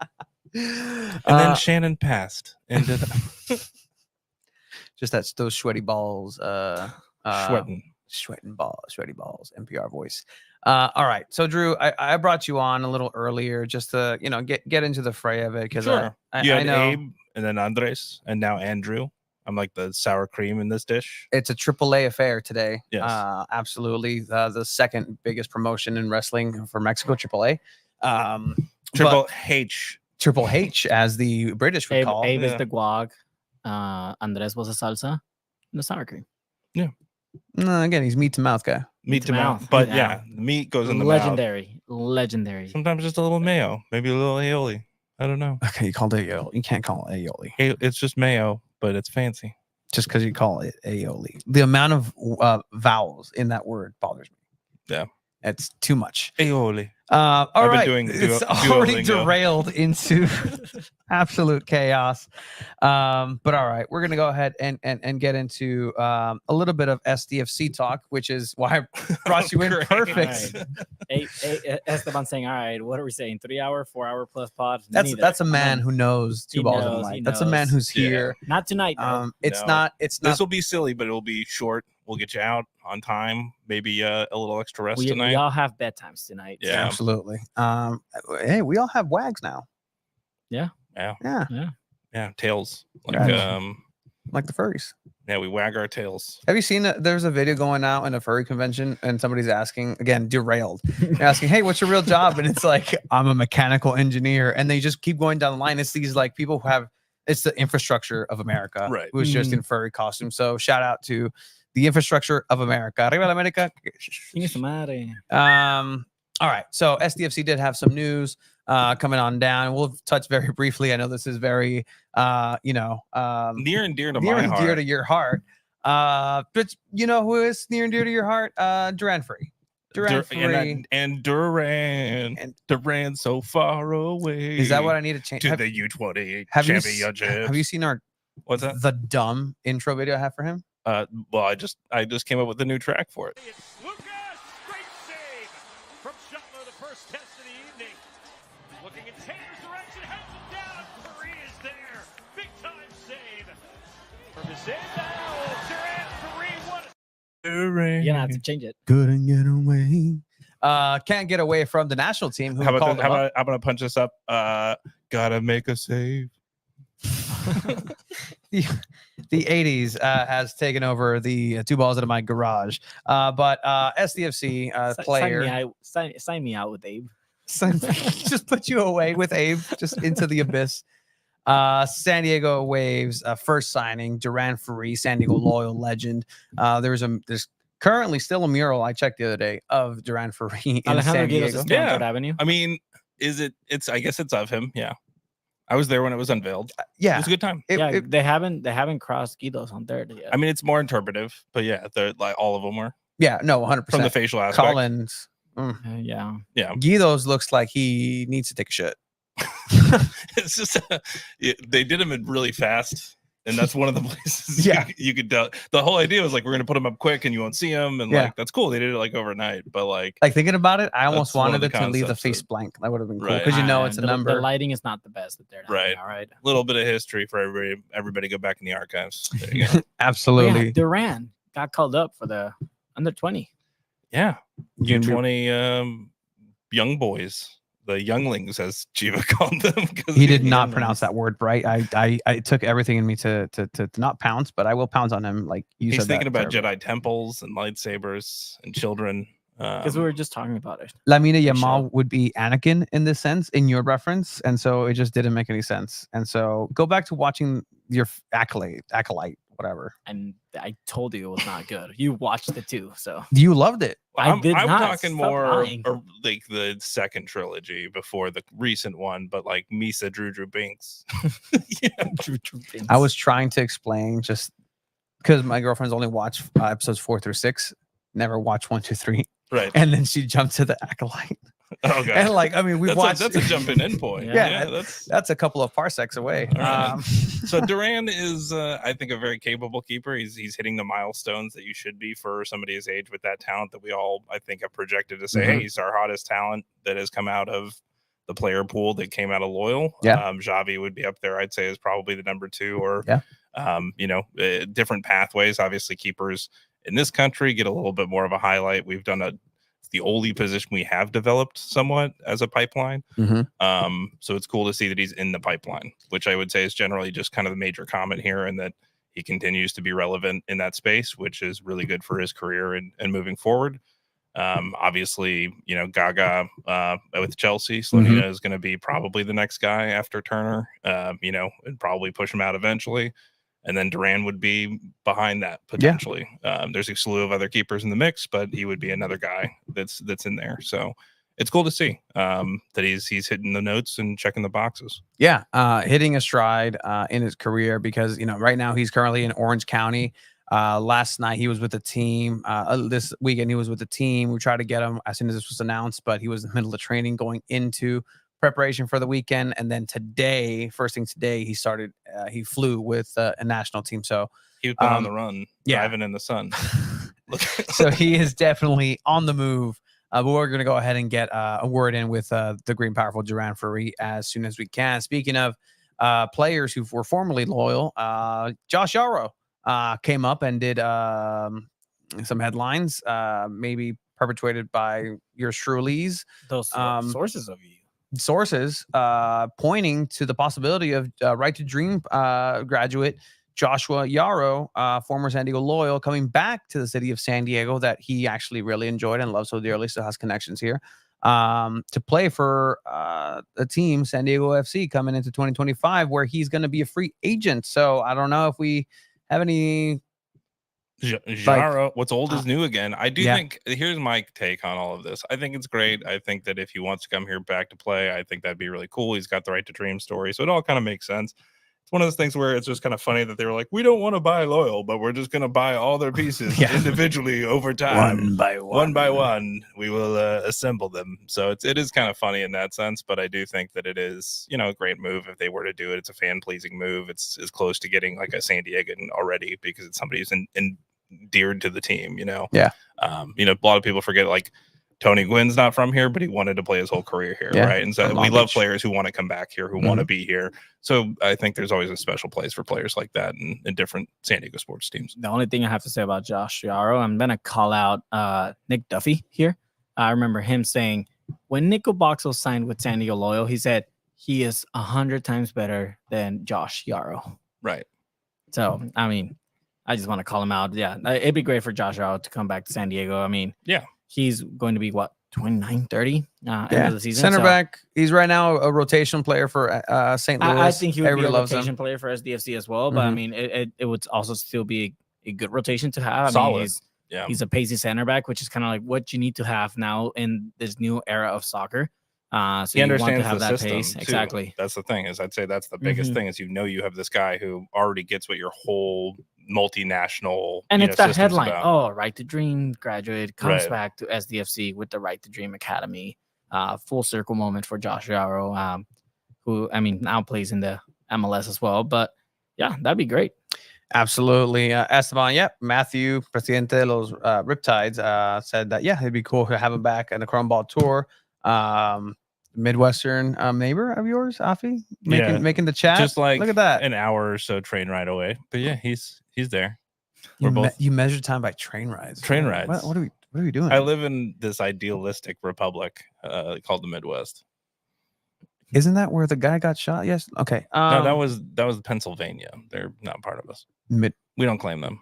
It's pretty much like West. Where that happened was like somewhat West Virginia-ish. So you could say that it's more that than anything. Appalachia. Do you know the Appalachian Mountains are the oldest mountain range in the world? Yeah, they extend all the way through Pangaean time. So you have multiple continents that they exist on. Both of you so much. You're so out of your depth. And you know what? You know what they call the southern part of that, Shiva? What? The Andes. Yeah. And we had Andres. Now we have Andrew. And we had Abe. The Andes. Yeah, the Andes. This is the dumbest show. It's of gotten all time. it's a silly show when I'm on, but I love it. Esteban, I fun. think we are shooting for 4 hours. So yeah, it's going to be here. a tight hour 57. 100%. But yeah, so the other news that came down through SDFC is that they're going to be holding Visorías, which are the tryouts for the children of the community to be part of the project to Right to Dream. We can go ahead and get in that a little bit later, but that was announced at Romero Manso, which is sacred land for me. So I really hope that it's being absolutely respected and being, I mean, that's it. That's literally the bar. That's the bar where, a lot of the bars have been set there, and we'll see. Interested to see if it's open to public. To just go check it out. Yeah, go ahead and check it out. You can register. There's links on the SDFC website. There's links on the SDFC socials. You can go ahead and if you have a 12 to 16-year-old that's ready to give their life up to soccer, because that's literally what it is, go for it. It can be an opportunity. But all right, with that, it's going to bring us now to the final segment of Two Balls and a Mic, which is, and do I have it? I already played it. It's fine. It's Goals, Gaffes, and Greats, where we talk about the goals, the gaffes, the greats. Goals and gaffes and greats. Did you see that? Yeah. That's the Conan- last time Conan. you were here. Yeah. When you saw Conan, because the name of that clip on StreamYard is Well, Conan. Conan, Yeah, that's right. and it's still Conan. Conan. Conan O'Brien needs a friend. Great podcast. Anyway, this is the show where we plug other I got other podcasts for you. What about Podcats? It's a podcast about cats. I love that. is that really a podcast? I'm just making these up. Entertainment podcast. I love cats. Yeah. I'd be so into that. Hey, I would leave this podcast in a heartbeat. to go do Podcats? I've got one for Abe that he could do. It's a broadcast. Wow. Where he goes abroad. Yes, and we have him do international coverage of stuff. Wow. It doesn't work as well with Andres, so I can't use him. What about yeah, Jaime? Jaime? Jamie? I mean, it is Jaime, Jamie. Yeah. We'll work on that. We'll workshop that one. It is a work in progress. But all right. So we have goals, gaffes, and greats, where we talk about a goal, gaff, and great of the week. So we'll start with a goal off the top. A great goal from a local player with Melanie Barcenas. Being part of the other side of the young U.S. soccer landscape of things, getting on the side of to make one of the Spice Girls, Mel B. That's yes. It's a Dune reference for the kids. That's like hello, fellow kids. So many. You guys. Intenta de nuevo Estados Unidos, Scott que se proyecta el ataque, aquí está el tercero, adentro. Listen out, Mel B. And it's just the talent that Mel B is going to be. I mean, the play was great. I mean, again, Mel B scoring goals, and we've seen her the last few games when she subs on for San Diego Wave. She's just a firecracker. She's changing the pace of the game. She's making things happen. And I mean, like we were talking earlier, I think it's a matter of time before we get to see her as a starter. Yeah, I do believe so. The time is coming. Mel B will become that superstar. And, I think she's doing everything right and just learning in what lane she's going to go ahead and develop. And I think this attacking down the middle type of situation is best for her. What I will say about this clip, too, is that I love watching this goal in Spanish. This really kind of makes me want to have San Diego Wave games in Spanish. Like, that needs to happen. Dun, dun, dun. Yeah. I know a guy. Yeah. I know a couple guys. Yeah. Andres. He's good. Craig's Spanish is all right. Yeah. But yeah, so our goal. I was saying me, maybe, but yeah, it's all right, Milwaukee. You're not in Milwaukee. What's the actual name of your town? You can call games from anywhere. That's how, You can. Canela did it. I heard about a WNBA game being called from Madison, Wisconsin, that the game took place in Chicago. It's crazy. I think we've talked about this for the Chihuahua San Diego Soccer's games. Like, we would do it in here with Craig, and we would receive the live feed from Chihuahua onto a undisclosed Twitch account that the MASL has, like MASL, like After Dark or whatever it's called. Yeah. and then I would scream. what broadcast on that when no one's watching? Shout out JP De La Camera. He was he's on there. He runs the show. Is it just the Soccer's mascot like taking off? Just Sunny. Just Sunny. Do it like rubbing himself with oil. Knowing the MASL After individual Dark. underneath Sunny just makes that worse and better in so many different ways. I hope they give Sonny better mileage to Oceanside. Right. every game. I've always thought Sunny should be a Dalmatian with soccer spots. I thought that would be an improvement. Punch up on Sunny. Free notes for whoever was listening over at the soccer. You're not okay with anthropomorphic deflated soccer ball? Well, I mean, it does just have really like CrossFit energy to it. Yeah. The whole thing. Yeah. Yeah, I don't know. It's weird. It's a little bit like Boltman had a weird soccer son. Yeah, like it's a lightning bolt that came to life into Right. that guy, into a chat of a And dude. then- yeah. a chat of a lightning bolt. Right. Sonny's a great goalkeeper, by the way. Yeah, he is. He's actually a disgusting player when it comes to playing in halftime. He always trips the kids. Yeah, he Like, does. He can get away with it. It's Sunny. It's all fun. It's fun. It's all fun and games. All right. So we have a couple gaffes for this segment as well. One of them being just we were there for one of the games. We didn't see any of this. We didn't see any of this at SoFi Stadium, but Copa America. There was no dogs just running loose. Yeah, the corgi, bottom left, just getting tossed. Like, Like, good thing it wasn't under that railing. Jeez. yeah, no, my that gosh. 100%. But God bless that woman that's just like paying like Mi perrito. it's just the doggy. Just go through. Yeah, you can see the landscape of the Festival of Soccer in a way, but just a lot of the things that took the headlines was not that, but just That's not that's there. in Wembley. That's not there. That's in just Wembley. gave those giving an vibes example, but giving long the time vibes ago. of that. Do you have any take on the?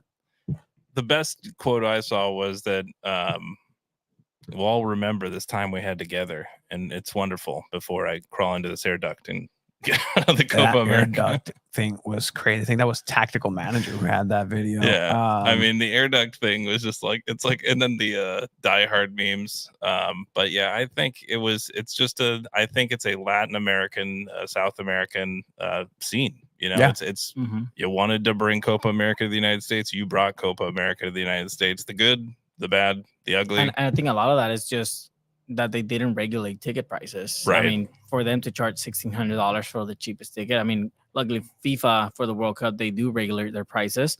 So But the we wouldn't be gouging. seeing- we wouldn't be Yeah. seeing. I mean, yeah, resellers and all that, but at least if you manage to get like tickets through FIFA, you wouldn't be spending $16, $15, $2,000 for a ticket. But Yeah. Tony, you're making a face right now. yeah, I don't know what you got like soccer being exploited for money in America. That never No, happens. never happened. They- Pay to play. No, I mean no, just like high ticket prices to watch soccer.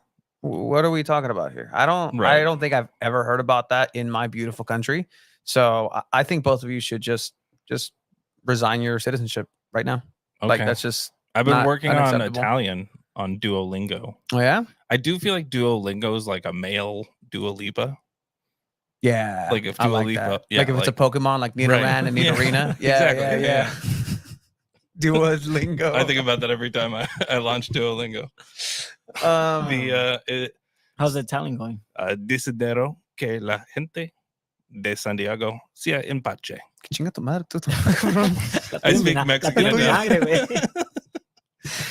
I desire for the people of San Diego to be at peace. Oh, okay. Yeah. Well, we're a Oh. very peaceful kind until we're not, and we get pushed, and then Yeah. people get mad when we're like, "Oh, like, oh, Right. no, Tranquilo, viejo. tranquilo, calm down." But no, I mean, I think it's just a ginormous failure from CONMEBOL, and Right. we saw it in person, just the disorganization, and for us to Within say, the press box, dude. for yeah. us to say that the best international setting for soccer has been displayed by CONCACAF. I don't think I've ever said a positive thing about CONCACAF, except for you did better than CONMEBOL at hosting a game, hosting your tournament here. Different, same, but different. And At then you also got to realize, like, they've had it before every year Mhm. is pretty much in America. And I mean, it's a smaller tournament as well. You don't have the talents like Lionel Messi and all these other famous worldwide players playing in the Copa de Oro all the time, but they did organize it better, and I think they knew how to run it better. I think I saw what's his name? I forget, on Twitter. It was like, oh, good thing my city doesn't have a big enough stadium to hold. Yeah. Good thing our city doesn't have a big enough stadium to host any of these international games. Otherwise, we would have this. I've never seen that at a Wave game. They could easily climb those fences. That would be just like a sieve. Like the stadium would just be full of people there. Yeah, no, you'd see it on a summer. Are you trying to say about my people climbing fences? I'm just saying just like Drew. Snapdragon, if they tried to host this game, like, is so much more penetrable. Are you insinuating? I think about penetrating stadiums a lot. Whoa. I'm just talking about it. Hell yeah. I actually did have a friend once at I forget what it was, an international friendly at in Chicago at the Soldier Stadium there, and like somehow got drunk enough he like climbed outside of the stadium and then tried to get back in. They would not let him back in. So to that point, yeah, we do run our events a little bit better sometimes when they're hosted locally. I do think that the security aspects are there, but it gives us a lot of things to be like, okay, well, they've got 2 years to fix it. And we'll see where they get to. I also think the venues here were a little more scattered and just less prepared in general versus I think in 2 years they'll have 6 months of preparation around this versus this felt like about a month or two. Like Andres said, right? They'll have a trial run with the Club World Cup. Right. Yeah. And you would hope so. But again, that's just a reflection of the infrastructure that's laid for soccer, right? Like you don't have soccer. Fuck. I didn't think I was going to go here.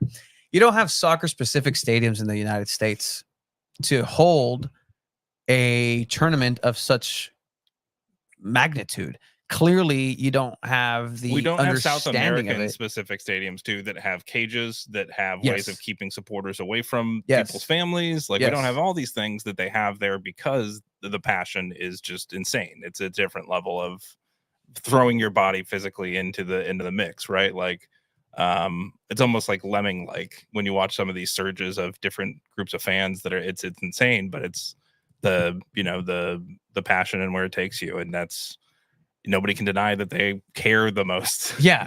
Right? Like it's definitely there. And that's, half the world in the World Cup that's going to be coming back to these stadiums. And again, this speaks to the infrastructure and the culture that. And we'll have to deal with British people. Oh, man. And we saw the Brits and the Dutch kind of go after each other for, seeing who's more impotent than the other. And I'd say that's the difference between this and the Gold Cup and what we'll have in 2 years versus the Gold Cup is that you only have to manage pretty much Mexico and the United States. And that's the only people who really just like Canada and Jamaica don't have beef, like it's not, there's no real, big supporters mix ups. And even then I'd say we have a pretty friendly back and forth between the US and Mexico generally.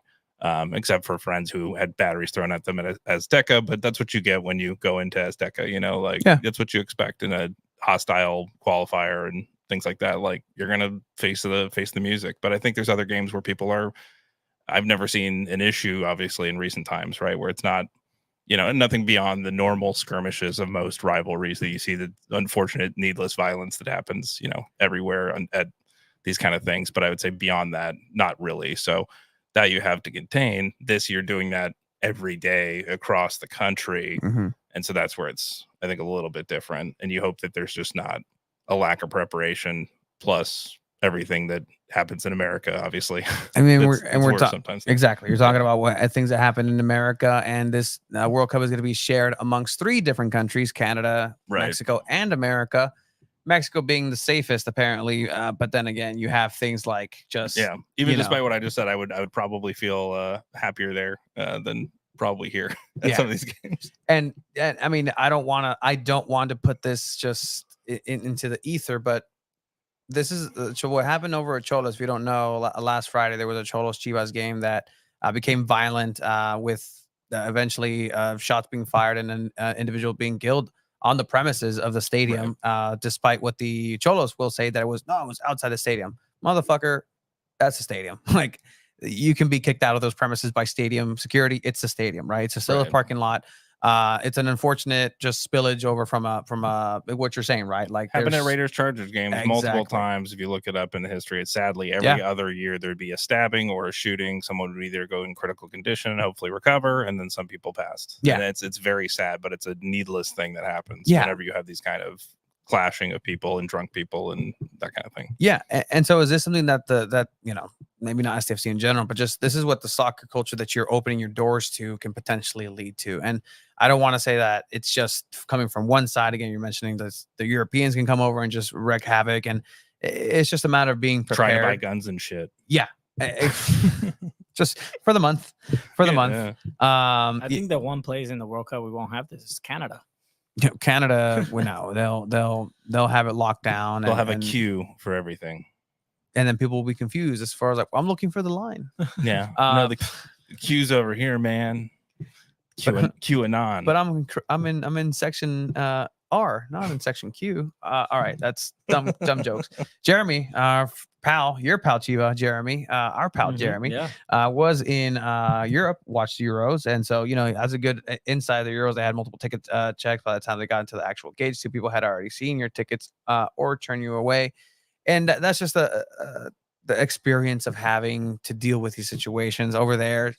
Alcohol isn't sold during the match. Maybe typically that a lot of leagues have it where you can't watch the pitch from where you get booze. Yeah, that's kind of a thing that's specific to England, and I'd say a few other countries that have a similar outlook to it. Some don't sell it during the match, some don't sell it after halftime. They're just normally a little bit more restrictive and thoughtful, I would say, generally about how they do beer. I'm not sure exactly how Germany does it, so I would need a primer on that. They seem to be a little more liberal with it, but at the same time responsible in how they expect people to act, at least in terms of having order, and Canadian and in that tolerance way, is probably a lot higher too. Right, the tolerance is higher. But yeah, so I mean that's kind of like there used to be a segment in Mexico called Gol, Error y Figura, which has no impact on the creation of goals, gaffes, and greats. Absolutely does. But then they also had a segment called El Pito Negro, which is just like that's literally what it was called verbatim. I remember it, and it's a silbato. That's a whistle. That's what the referee uses. That's literally the name of the segment. Go look it up. How do you say that in English? Pretty much. Usa. Don't continue it. All right. And so that section with Xolos is part of that, gaff side of it. But there was a great in that match, 4-2 victory.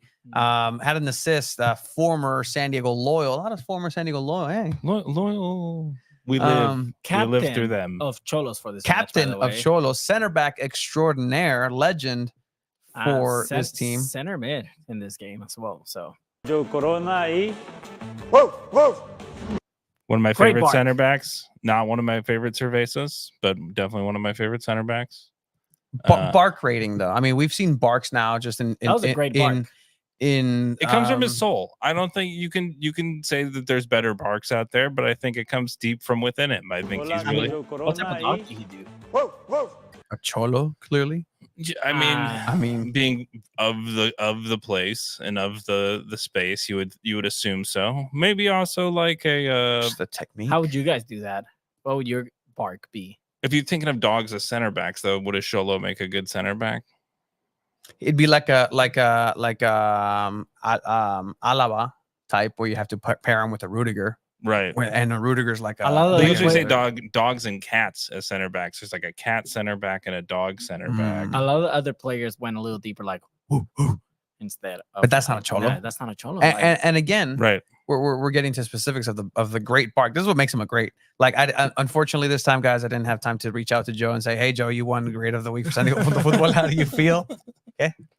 No, I mean, but does he say this in English or Spanish though? Bark. Like that wolf is pretty international. It's universal. I feel like you could do that anywhere, and people would know you're talking about a dog specifically, not a different animal. Now, I promised Abe, you can turn on your light if you want to come on, just because I want to see your reaction, because this is something that the Liga MX has been doing. They've been implementing these intros like legitimately. It's NFL style, right? It's not even the Liga MX. It's the teams that are Tijuana State University, sponsored by Caliente. They're the ones that have been doing it. Wouldn't I be surprised if Chivas come out and do something similar? English or Spanish? Hey, pause. Esteban. English or Spanish? No. All right. But I just want to bring you on because this is something that you are mentioning, Chiva, that's been going on in Liga MX with certain caliente teams. Clearly, the Bark, the whole lineup did their own interpretation of the Bark, a la NBC Sunday Night Football. But there's other teams underneath that caliente moniker. One which is the Gamecocks of Querétaro, the chickens, Gallos Blancos. Gallos Blancos. So naturally, what does a rooster sound like? When we're gonna. Oh, was that you, Abe? that was Abe. Yeah. Not bad. It wasn't bad. Not bad compared Abe to for effort. I didn't want to do it too loud. Like it's. I'm trying to be quiet. You know you're what a British rooster says? what? Cock. That's KOK too. Yeah. All right. So this is Querétaro's lineup announcement. Last week. Francisco Venegas. That's what I. That's what. That's dude, your dog. Omar Mendoza. Again. Like they're having fun with it. Yeah. I think they were more bought in than the Soy Jonathan Perlaza.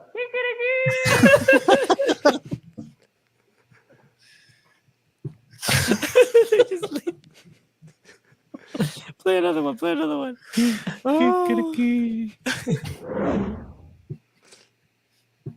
One more. Come on. Where is it? Kevin Escamilla. Oh, that was a That was very whack. very. He bailed halfway through. Yeah. I like the guy that laughed with it at the end. Like it's funny. It's supposed to be funny, and I mean, it's getting the notice on social media. People are saying like this is just more. That one was.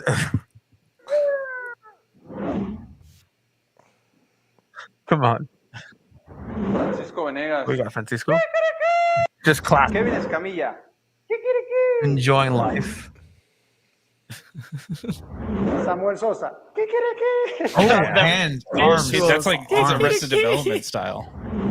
Alan You need to Medina. do Chuck. Kikiriki. That guy. That dude just said it. Like he read on he had a cue card. He couldn't remember it. Right. For the uninitiated, It's like, what's my name? Alan Medina. Kikiriki. yeah. I think I did my rooster sound in English. Yeah, you did. Well, yeah. I mean, if I ask you, what does a baby bird sound like in English? Chirp, chirp, motherfucker. Okay, Drew. Sorry. Drew, what does a bird sound like in Spanish? It's gonna be. We're all the three of us gonna have the same answer. Beep beep. Very close. Pio pio. Pio Pio, pio. yeah. Pio pio. Yeah. Pio pio. Animal sounds. We have divulged into animal sounds. Shit. It's a children's podcast. So I mean, what's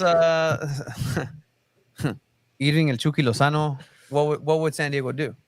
I mean, they don't have a mascot, which is fine, thank goodness. But like, Los pollos. look, hey, Oh, hey, tranquilo, that's viejo. Landon's territory. Just, that's But I think the Arrested is Development. was that La Migra, Abe? Yeah. That was just the police sound. I mean, Chrome and Blue. That It's a sounds son of the police. Whoop, whoop. Yeah, Pio Pio Esteban, and see Esteban is just a different Spanish too, and his is also Pio Pio. Pio pio. Um, El it's pollito just- pio. El pollito pio. I think Yeah. the Portuguese is Pio Pio, right? Too. Yes, I think they also yes, Pio it is Pio Pio. I think somebody did in the Euros and pissed somebody off with it. They Uh, got called the chicken Pepe, maybe. Maybe Pepe. I Yeah, know Pepe's that's a- what they do with Pio, pio. Richarlison when he scores. Pio, pio. But he's more of a pigeon. Can't wait. He's the I pigeon. can't wait for I them can't to do it that. for I can't do a Chivas. pigeon noise. Oh fuck! What's wrong with that pigeon? What was that pigeon sound? That's not. Do a pigeon sound, Tony. Talk about a hawk Tua Well, we Oh my god. bird. Got it. I'm Do here a, all. do a pigeon sound, Tony. a Tony Hawk There you Tua. go. That was really Yeah. good. Shout out Carl. I think the wave can do one. They should Thank just you, Carl. all do a wave sound. Can you guys do a wave sound? So yeah, like That's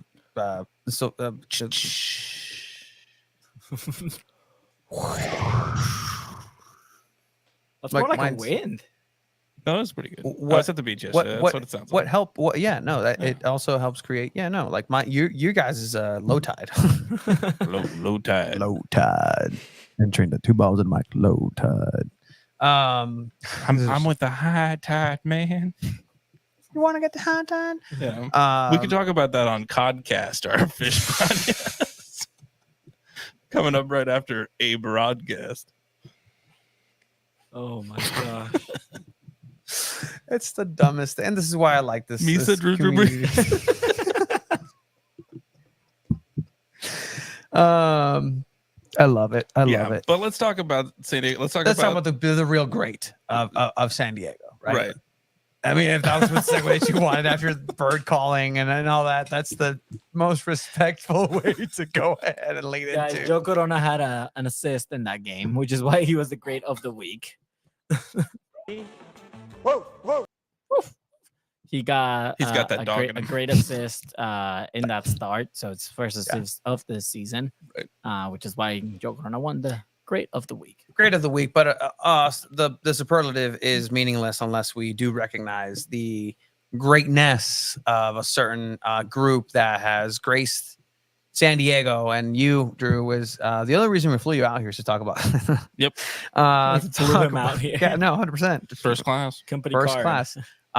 Is to talk about Bridge Barcata. And Bridge Barcata, I mean, you want to stay? You let me know. You're part of the show. You can.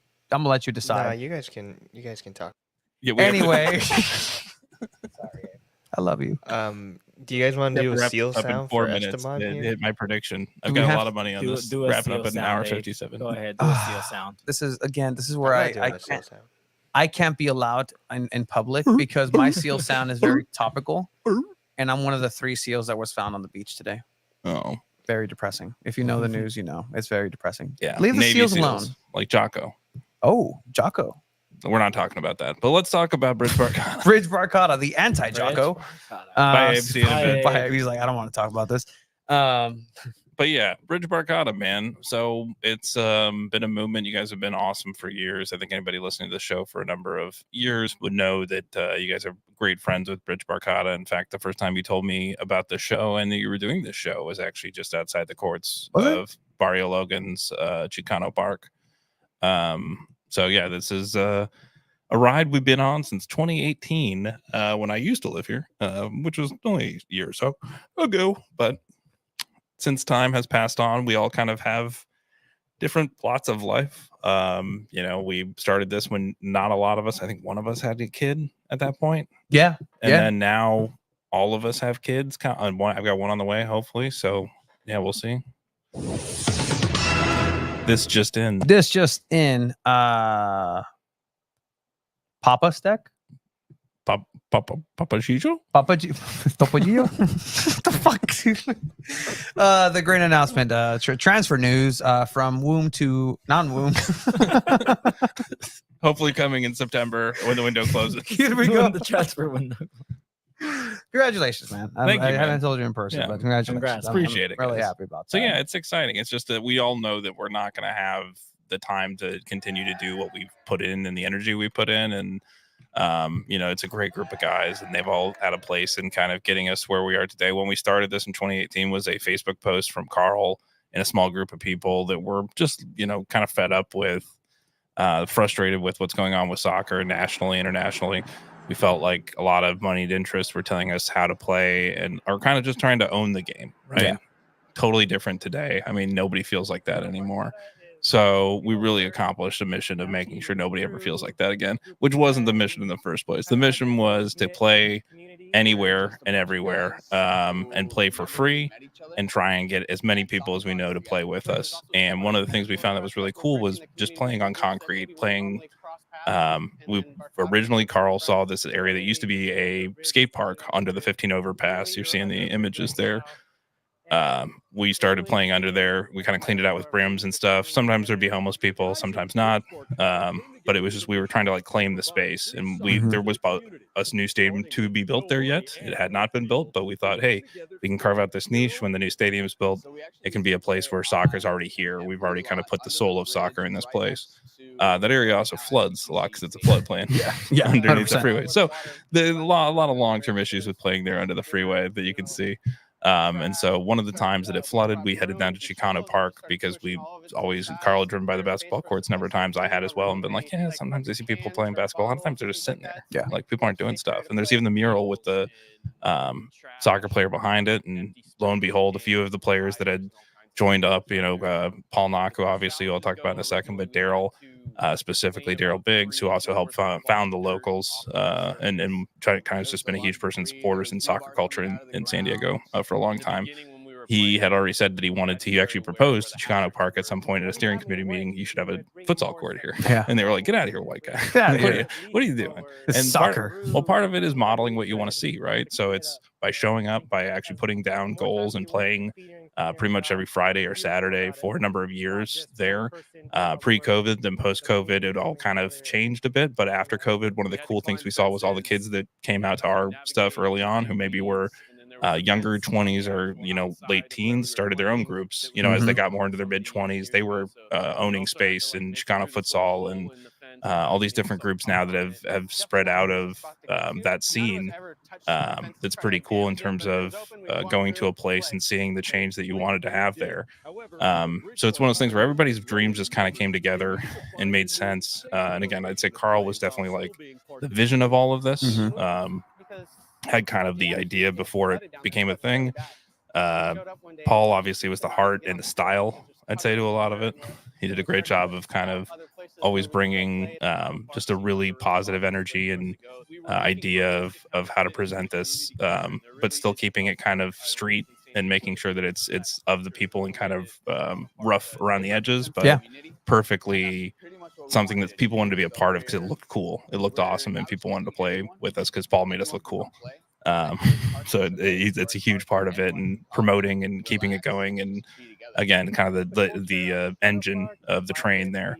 And then you've got, again, Daryl, who had a lot of wisdom, I think, in terms of just how to play and why we're doing this and what it means. And then you have Brandon Rodriguez was kind of the other fifth member, and he's somebody who came on a little bit later than the original, I think, 3 or 4 of us. He was probably the late, like 4th or 5th pickup that he really started getting in. It was like super in, like, hey, I want to host and help as well. And we were like, yeah. So it's I'd say his positivity, generally just his vibes and play style when he was playing with people was created a culture that we all wanted to feed into of, hey, let's keep this fun. Let's make this a thing where there's no fights, there's no animosity. And you can see it easily when there is more competitive games. And that's why we almost try to like pull out the competition out of it, right? Where it's just supposed to be fun. And for people who are uninitiated, what we do is we go and we play on a basketball sized court, in this case on directly basketball courts.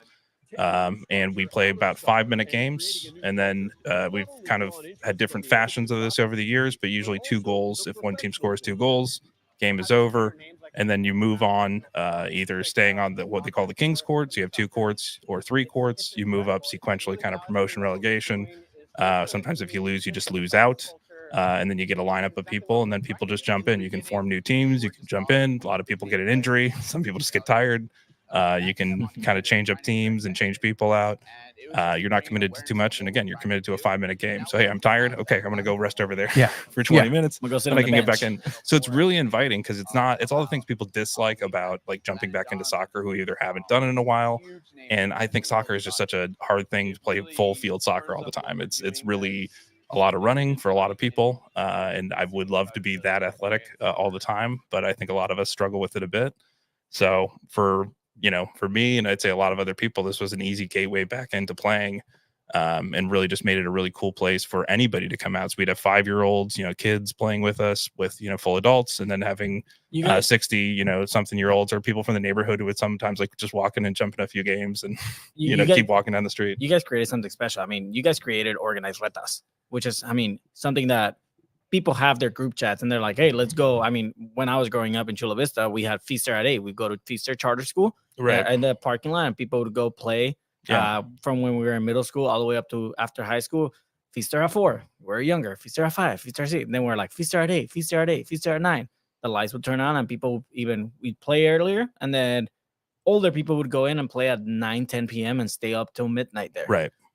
So, you guys kind of gave that organized aspect to it and then build a community out of it, which is why it's amazing. Right. And the framework was always like, it shouldn't cost anybody anything. Mhm. Like it should always be free. It should always be available. It should always be there in terms of skill level. You should be okay with, and you should know, okay, this is the more intense time. Maybe don't play with these guys. They're a little bit more intense.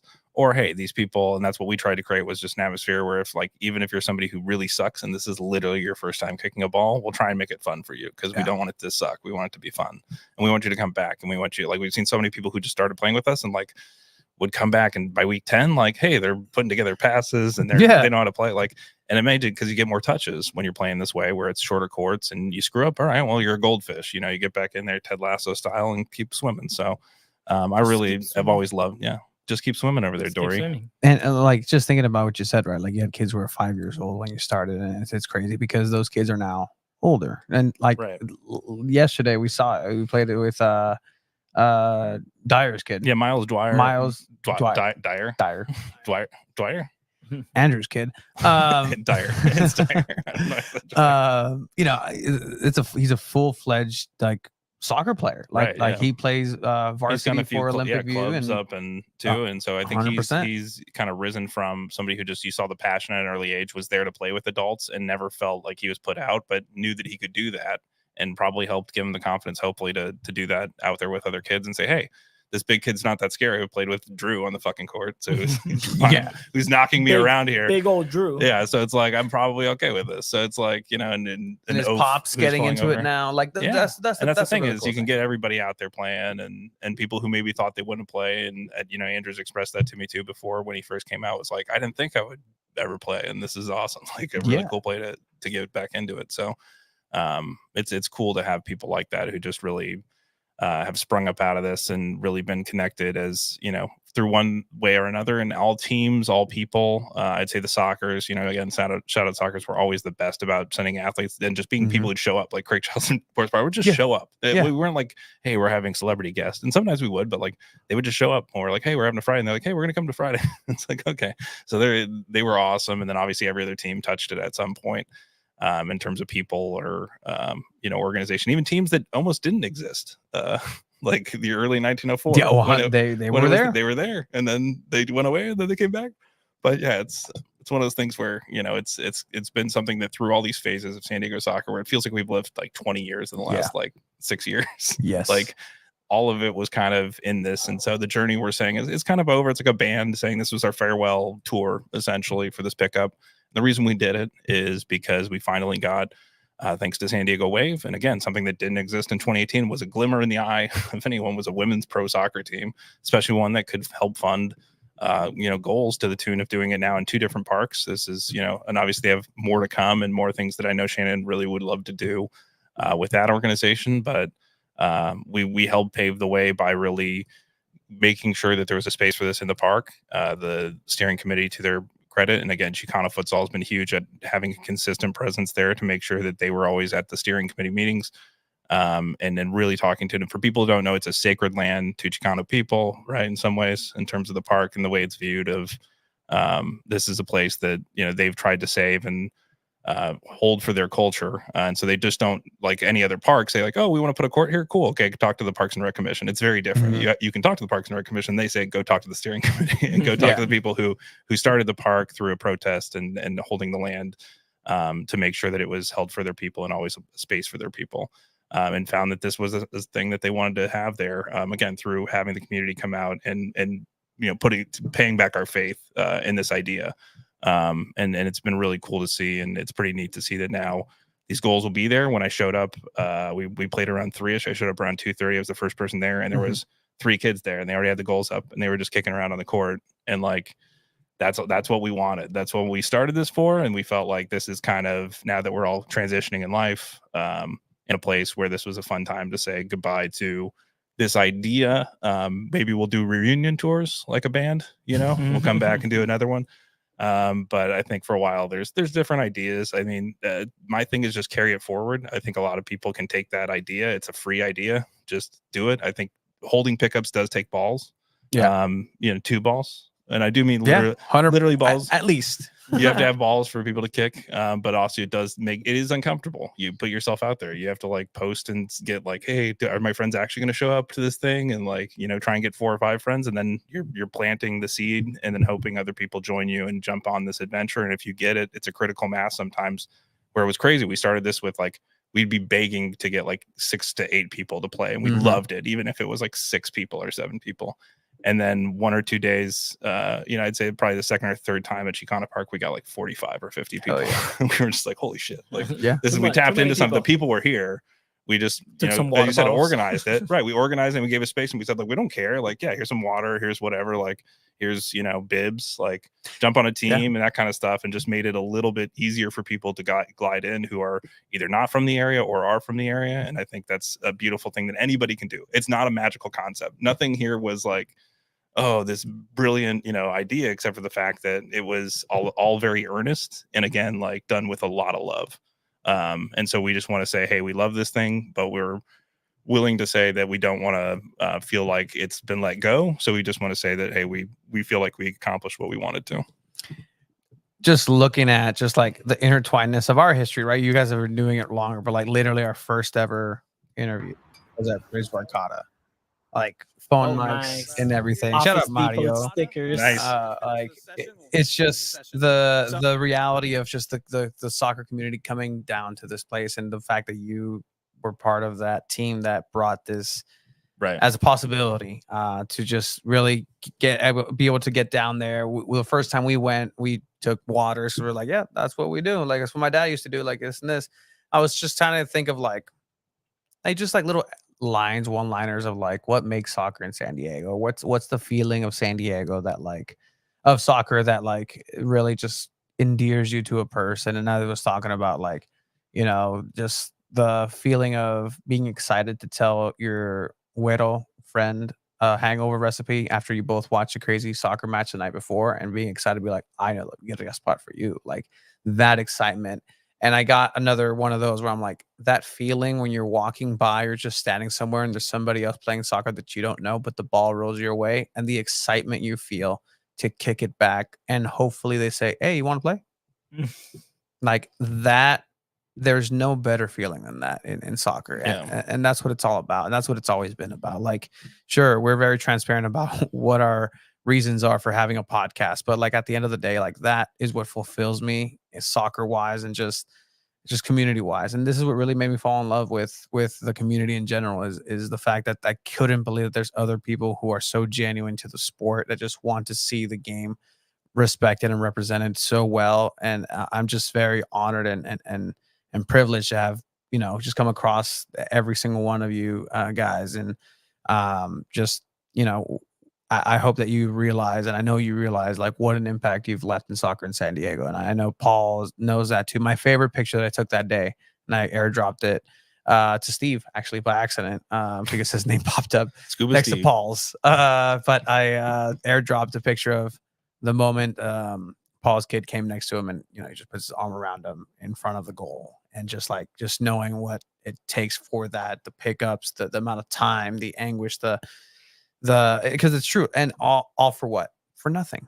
You do it for nothing, because you don't expect that thank you. You just expect, I'm just here to play a game. Even if I don't play, Paul would be there. He'll set up the games. He'll take his bibs. He'll take the block rocker. Yeah. And that's what it was about. That was what I'd say, like, just kept it alive, was one of us saying, okay, I got this Friday, I got this Saturday or whatever. And that's like, again, but you'd show up, and sometimes none of the rest of us would be there. So it's not like the 5 of us were there every time. It was like, okay, well, Drew's got it, and like Paul maybe will make it, but maybe he'll make it later because he's got work till 6. And so like, and then you'd show up, and then like there would sometimes be 30 people or like 60 people or like whatever. Show up in jeans after work to play. Right, exactly. Through the pandemic, we'd have a very, very unsafe warehouse where the hangar was, hangar 1.0. Awesome. Yeah.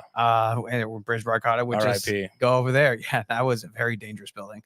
Painting tifos in there was also fun. But that was great. Yeah, but it's not safe. A lot of things falling off the ceiling. I think it used to be a grow house. Probably. I always wanted to think about it. Yeah, I want to show you guys something. Yeah. Yes, guys. What's going on? What's happening? We also want to give us the ST Loyal local support number. Yeah, so I'm number 2. The reason I'm number 2 is Conversations with your setting up the website and opening it up for people to sign up. Well, Steve signed up, so You've always been a great number 2. I'm a number 2. You want to tell not us bitter about it at all.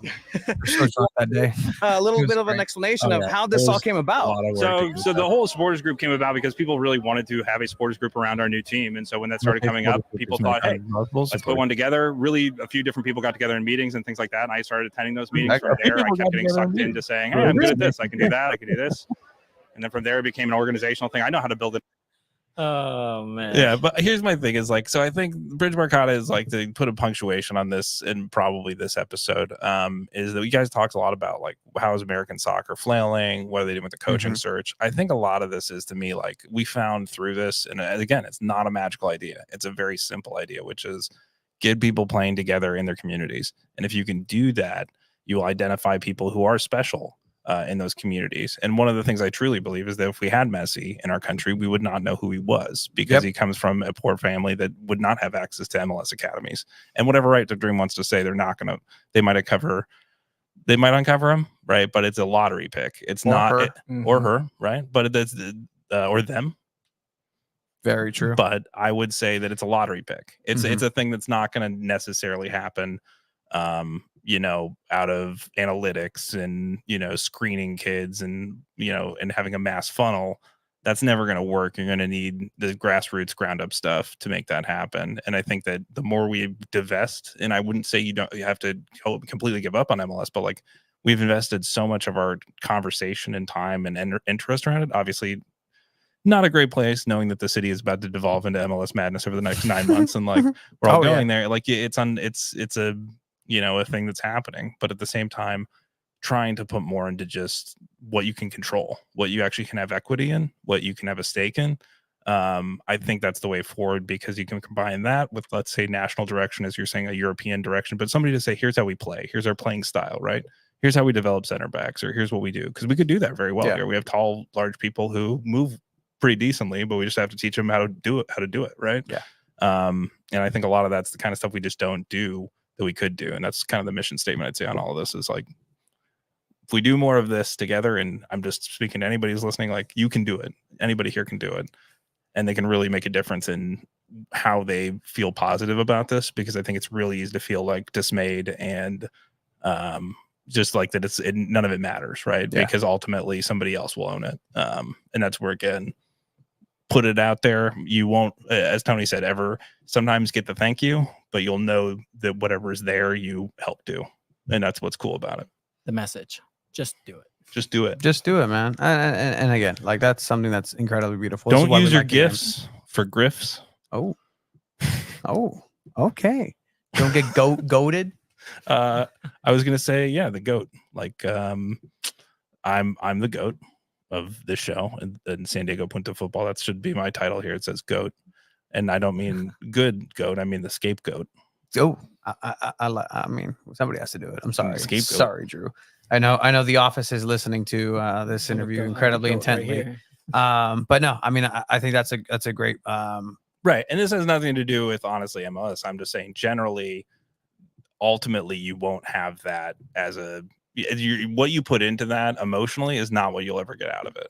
I just don't believe that that's true, due to the fact that it will always, they control the terms to everything, right? They control the terms of how you view X or Y, and how you're going to have access to that. All of that is determined, and even sometimes not by your local people, but by some organizing body. So like, it's just it's harder the higher you go. And this is true of any league in the world. Premier League struggling with their grassroots fans in the same way, but it's one of those things where the more you do things like this, the more that it really refills your well, I think, in caring for the sport, especially when you feel like, why does this matter? Why does anybody care? And it really connects people, and it makes people, really find that love in each other.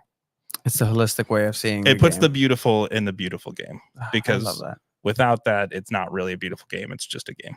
Yep.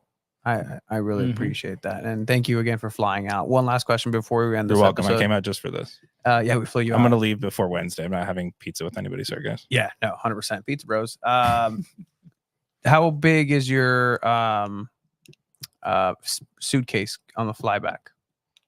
It's got a lot of, it's pretty big. Do you have space? I have space. I have 8 8 pounds based on my weigh-in. Okay. Like, it's like a fight. It's like a fight when you go to the airport, and they take your luggage and they're like weighing in at 43 pounds. So I don't know how if you want to take it, if I'll mail it. I've been waiting for you to come back to San Diego for this. Oh wait. There's nobody else that really lived San Diego Loyal like you did.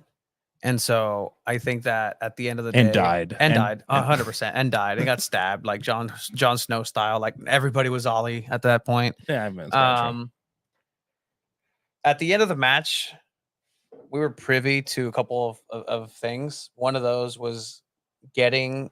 I have no idea what's coming, guys. You don't. You really don't. Yeah, that's great. Getting the last ball that was kicked officially for San Diego Loyal. Go ahead and take that home if you can. That's the last ball that was kicked at Torero Stadium for San Diego Loyal. Wow. Is there any verification to this? No, Okay. just take my word for it. I mean, the one I over trust there you. is the one that Coach Beto got us. Oh. Yeah, So, I trust you guys. That's the last ball that was kicked at Torero It Stadium. is. He It's tracked kind of it. deflated, kind of like He how it tracked felt. it down. Tony tracked it This down is so and cool. kept it. Yeah. Never told anyone. I have my own mic now. 100%. But again, I don't know anybody who deserves it more, man. And like that would cherish that as much as Thank you, man. as we would. But like that's And something. I'll say that- this: yeah. I know a number of people, and I also had access to balls through my taking down and putting up the banners sometimes for the locals. And I never actually smuggled one, but many were smuggled, and I never thought about it, and I did regret it. Yeah. So I really appreciate. Tony smuggled this. like 3. Yeah. all were allowed, Mr. Vasiliadis. And then I was at the Sockers game, and they were like getting rid of their old balls. Like, here's a bunch of balls. No, 'cause no. We're getting rid We're of them. gonna say that we took one that first ever game at Torero. Fuck, dude. What the fuck? Yeah, we did. Yeah. Like, here, But put it in no, the back. that's I was that's always great. impressed with like, oh, that's what a real $110 ball feels like. Yes. Yeah. It's Yeah. Like, oh yeah. They were so 100 hard. 150. They were hard. 115. Once fully inflated. So Yep. if that's how Baby Stack's gonna learn their first steps in the soccer world with that ball, then so be it. They can't choke on it, so that's good. They Yeah, cannot. yes. They could Yeah. just Yep. get concussed by it. So no headers until until later. But all Ball to right. mouth. Ball to Ball to mouth. mouth. That's the new iteration. But at the end of the day, it's been a great journey. Thank you for being part Thanks, of it. guys. I hope that you I can feel like I'm deflate that and feel dying. that. I mean, Loyal you did. you joined the club, literally the club. With that, Appreciate it. Thanks, guys. I love you guys. enjoy your flight back to wherever the fuck. Somewhere Hey, in the middle of the world. you guys can smoke e-cigarettes at Lambeau Field. now. Lago de Michigan. Oh, Yeah. shout out the to Michigan, the Italiano. shout out to the cheese out there in Wisconsin. Yeah. That's So, the one. That's as much as you'll get On a doxed. creek. I live on a creek. Good luck finding a creek in Wisconsin. All right, 2 balls at a mic. Episode, whatever it is, 233. We're Creek on a Creek cast coming next week. roll. Drew's Creek, like Dawson's Creek. Drew's Creek. Yeah, hell yeah. We could make that a segment. That would actually be really cool. Be like a That would be dramatic, cool. like teenage retelling of. Yeah. For Drew Steck, Alejandro Chiva, Villaseñor, and Abraham El Abe Cepeda. 2 balls at a mic. Have a good night. Enjoy your day. Good night, everyone. Cool clip.